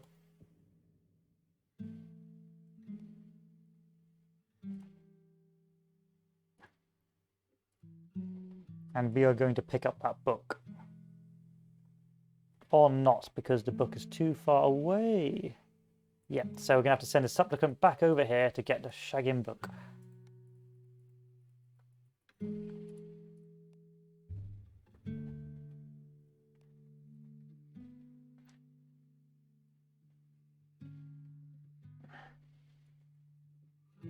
Any other insanity we can inflict?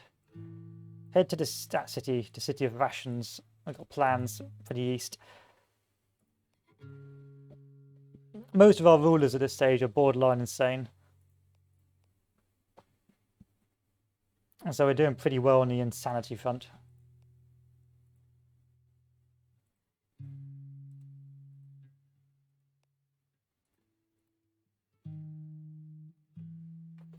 Thus, Iasta's soul is now laid bare, taking up residence in the Elder Tomb. Agents and heroes alike can interact with it. If Iasta's soul modifier reaches 0%, Iasta will die as he has many times before. You will lose. If it reaches 200, you will win. Your maximum power increases and you gain a slot. Okay, so let's create an agent. Let's create a harvester.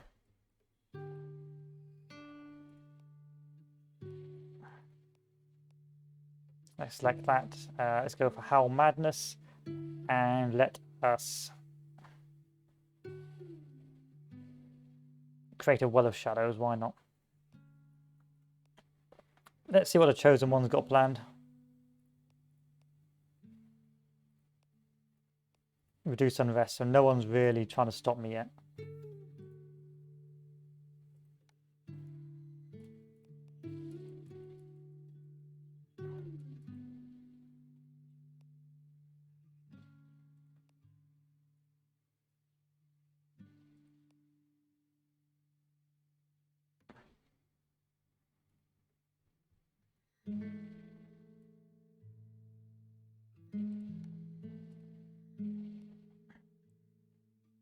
Okay, and then where is this fellow? Oh, he's on his way.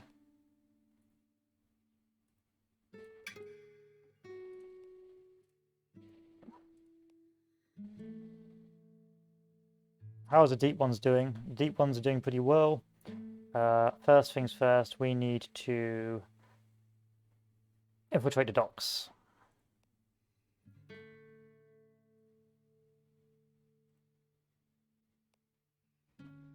So the orcs in the north are just spreading everything, and all these places in the south are beginning to get overrun. Equally, madness has now taken an excessive grasp over the worlds to the north,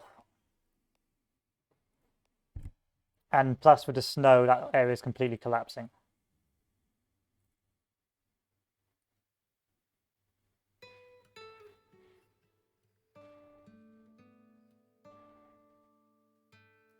Let's do Call of the Deep. Let's call this ruler, this insane ruler, into the deep.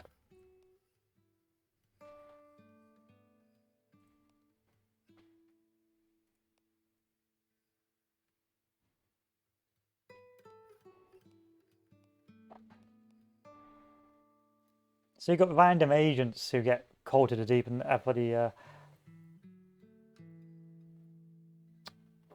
cult, and they do their own thing, which is pretty cool.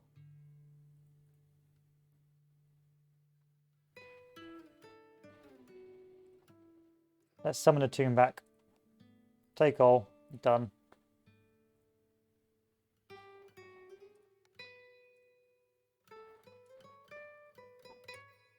Let's send our supplicant further south to infest that city.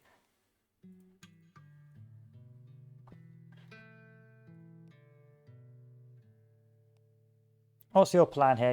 Your plan is still to warn the world. You've got some heroes to do it.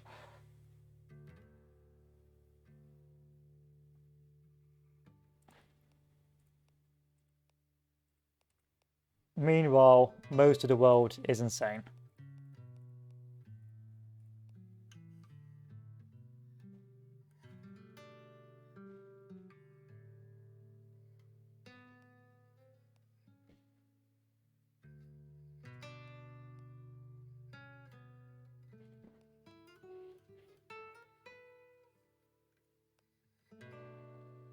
And in consequence is causing some problems for pretty much everyone.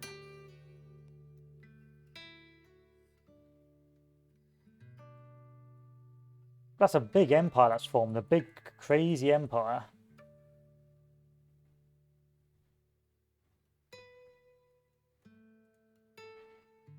Anyway, what to do with you? Infiltrate the vast sewers.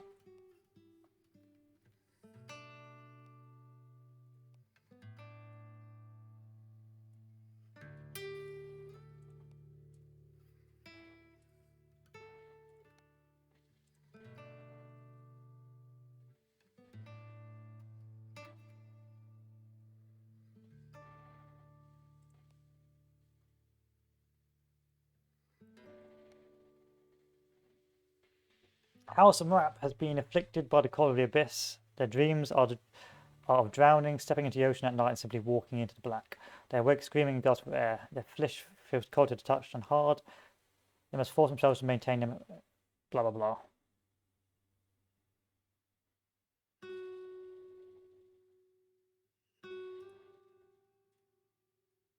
There you are. Now you should start doing what you need to do.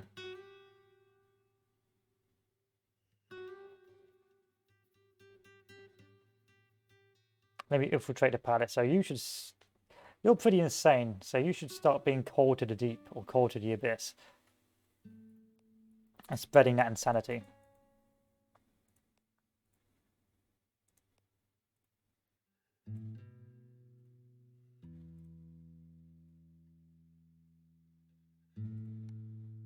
In the meantime, we're still making this place very cold.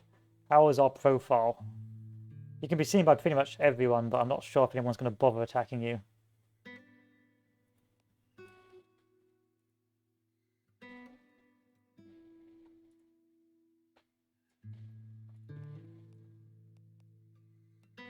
Most of you guys are just trying to warn the world, and it's not really working because everyone's fucking crazy.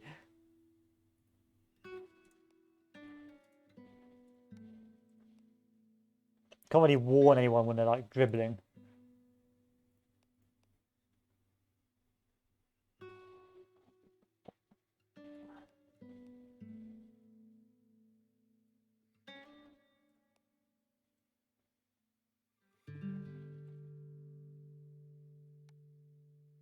And now we're going to use our power. Stories. Select. So make that place insane.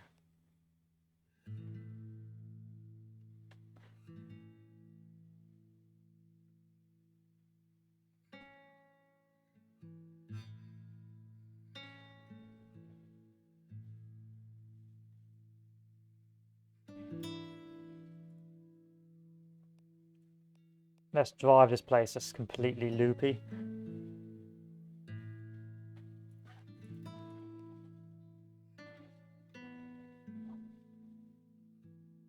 And drive word of mouth. The Alliance of the Rights has declared war against the nation of Krua, seeking to eradicate it. So, nation of the Krua, are you the crazies? Yeah, you're not crazy.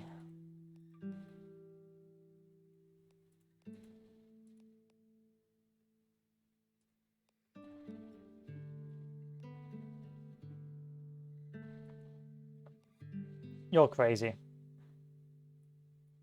So a nice crusade, but it's the crazy people crusading the non-crazy people, so I just sit back and wait.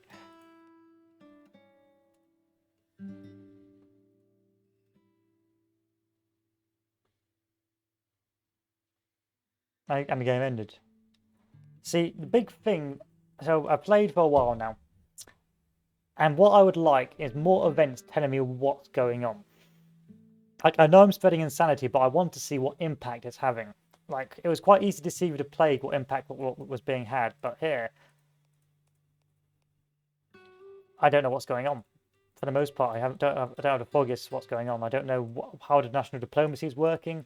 I don't know who's at war with who. There should be an event saying this person is at war with this person, and then you should be able to click on that person and not immediately get dragged off, or you should be able to interrogate that. Right now, when an event occurs, I click go to, and then of course I've either got to click dismiss and then dismiss all the other messages, or I've got to and that's the only way I can interact with it. So what I would like to see is an easier way to interact, more madness mechanics, because right now madness is great, it looks like it, but I'm not sure what it actually does. Like, I'm not sure what damage it's doing to the neighborhood. So it's got cruelty, combat, and gold. So what does that do? What does that mean? So you're batshit and crazy, but what does this do? So what local actions? So you're doing brutal crackdowns, taxing and agitating and causing wars. But I would like to see more events saying this person's, who is crazy.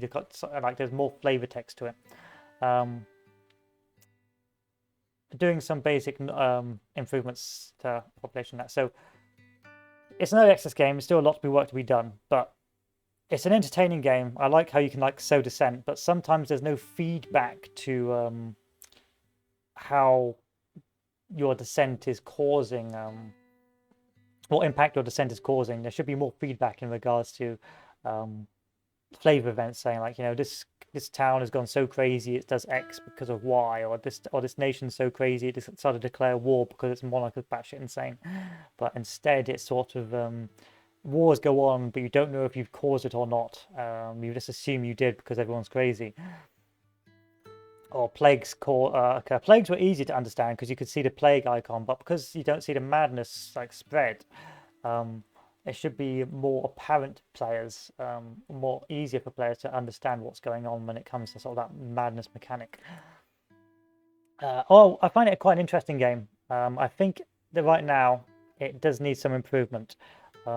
It's fun for the old COD perspective and it's causing chaos and that, but I would like to see greater impact or greater ripples caused by my actions, and be able to get that feedback. Right now, there's not a lot of feedback coming in about what I'm doing and what impact it's having. Apart from, oh, there's the crazy sign. Well, what does this mean? It means nothing. Apart from this guy's batshit insane, but it doesn't really mean that they're doing a lot. So there should be flavor events about this guy decided to, I don't know, make his cow the prince of so and so and has murdered this hero because he's crazy, and that sort of thing. But unfortunately that doesn't occur, and you just end up with this sort of thing.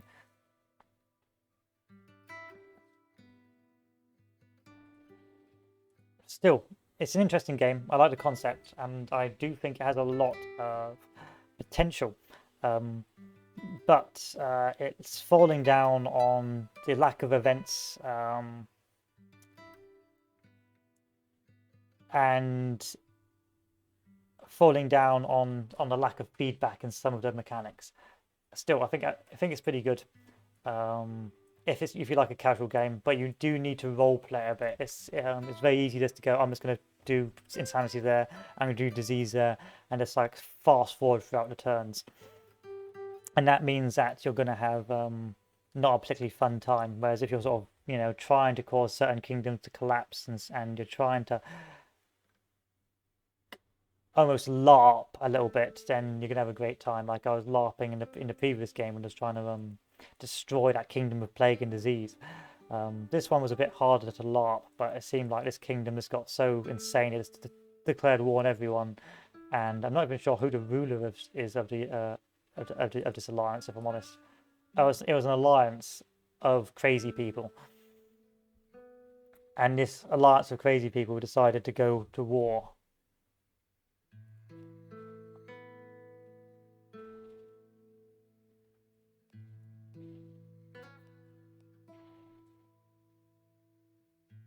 With everyone, basically.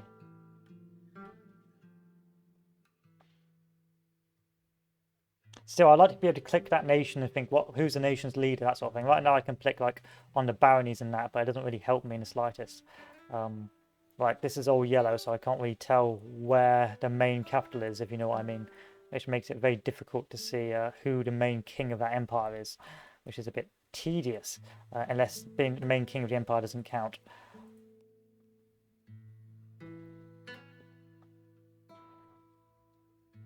But you can see family, which is interesting.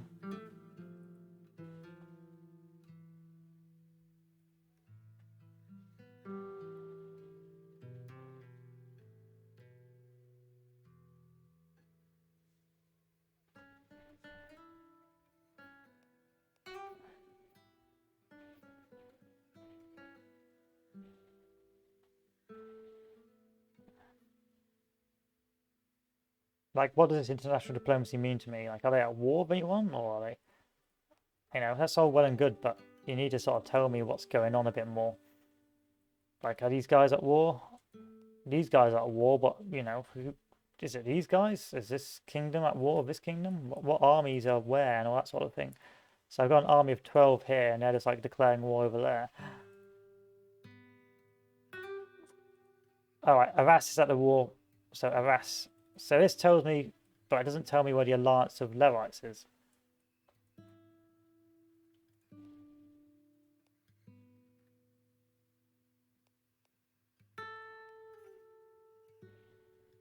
That's all well and good, but you need to tell me where the alliance of... so this is the alliance of Levites, but where's Arras?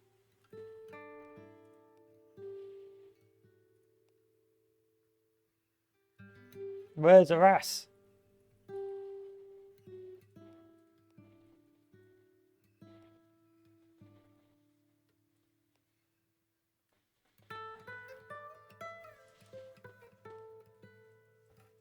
This doesn't help. It's just Arras. Capital. Oh, right, that tells me... So that says the capital. But it should be a bit more obvious, you know?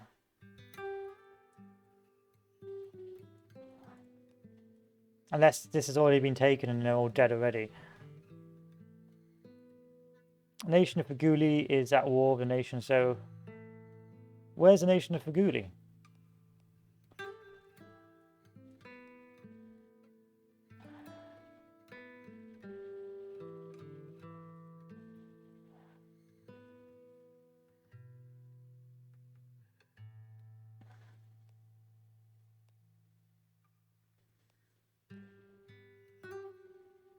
That's a nation of Rate. And there's a nation of Gassam.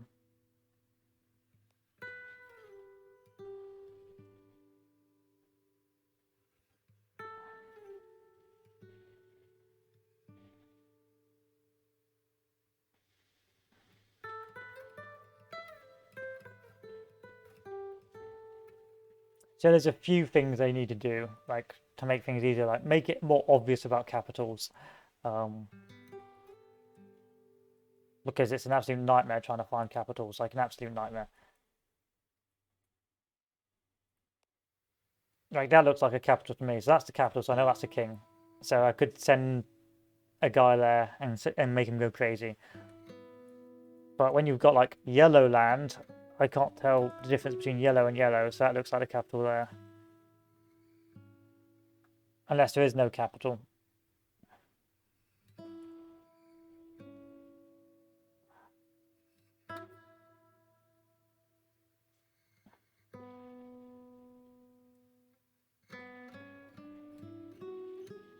Let's run it through.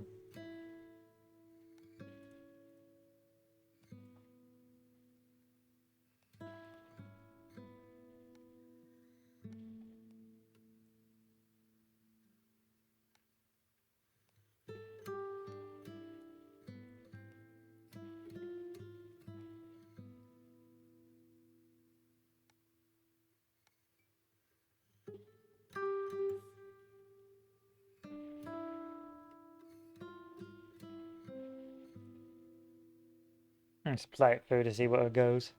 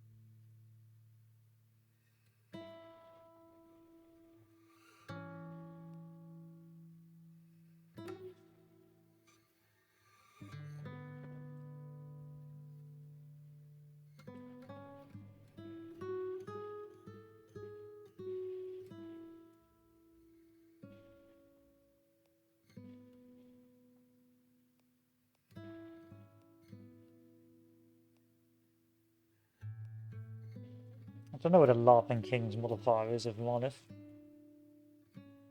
Unless it's already over and it's stopped doing its thing now.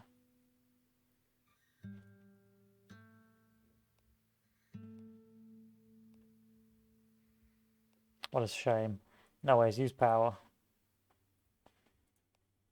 Stories told, go crazy.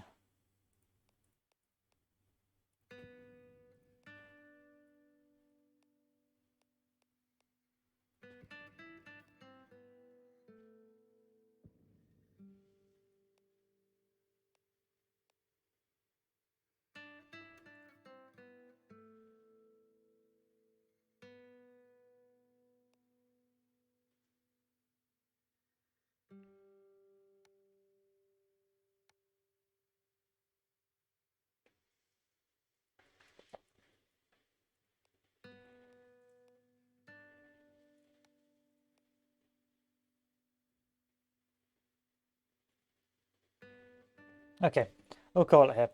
We've still got one more god to do, but primarily it's a fun game. It's pretty fun. It just needs more feedback. There's just no feedback right now. It's very difficult to see what impact you're having, and it's not very intuitive, which makes it very awkward for you to do things. So you're sort of wandering around going, okay, there's a ward going on, there's a deep one cult, there's plague immunity, there's madness, but I would like to see more events from the rulers saying this person went to war this because of X, or there's a bit of flavor text saying the insane ruler of so and so went to war in regards to this other ruler because he was didn't like the way he looked, something like that. There's something to just give that extra feedback, knowing what you're doing is having an impact. Like you can sort of vaguely see that, yeah, lots of insanity, a lot of insane people declaring war on the rest of the world. But apart from that, there's not much else going on. There's some resentment, but there's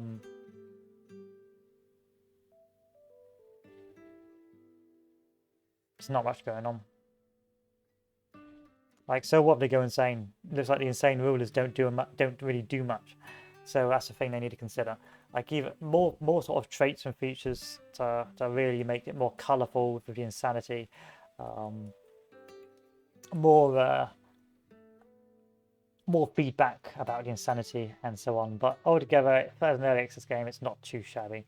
Good if you want to see CK2 LARP it, but if you're looking for more strategy rather than LARP, then you're probably not going to like it. Still, I enjoyed it. I'm going to keep on playing it. Play the next one tomorrow, and we'll call it here. So anyway, I'll see you all later. Hope you enjoyed, and adieu.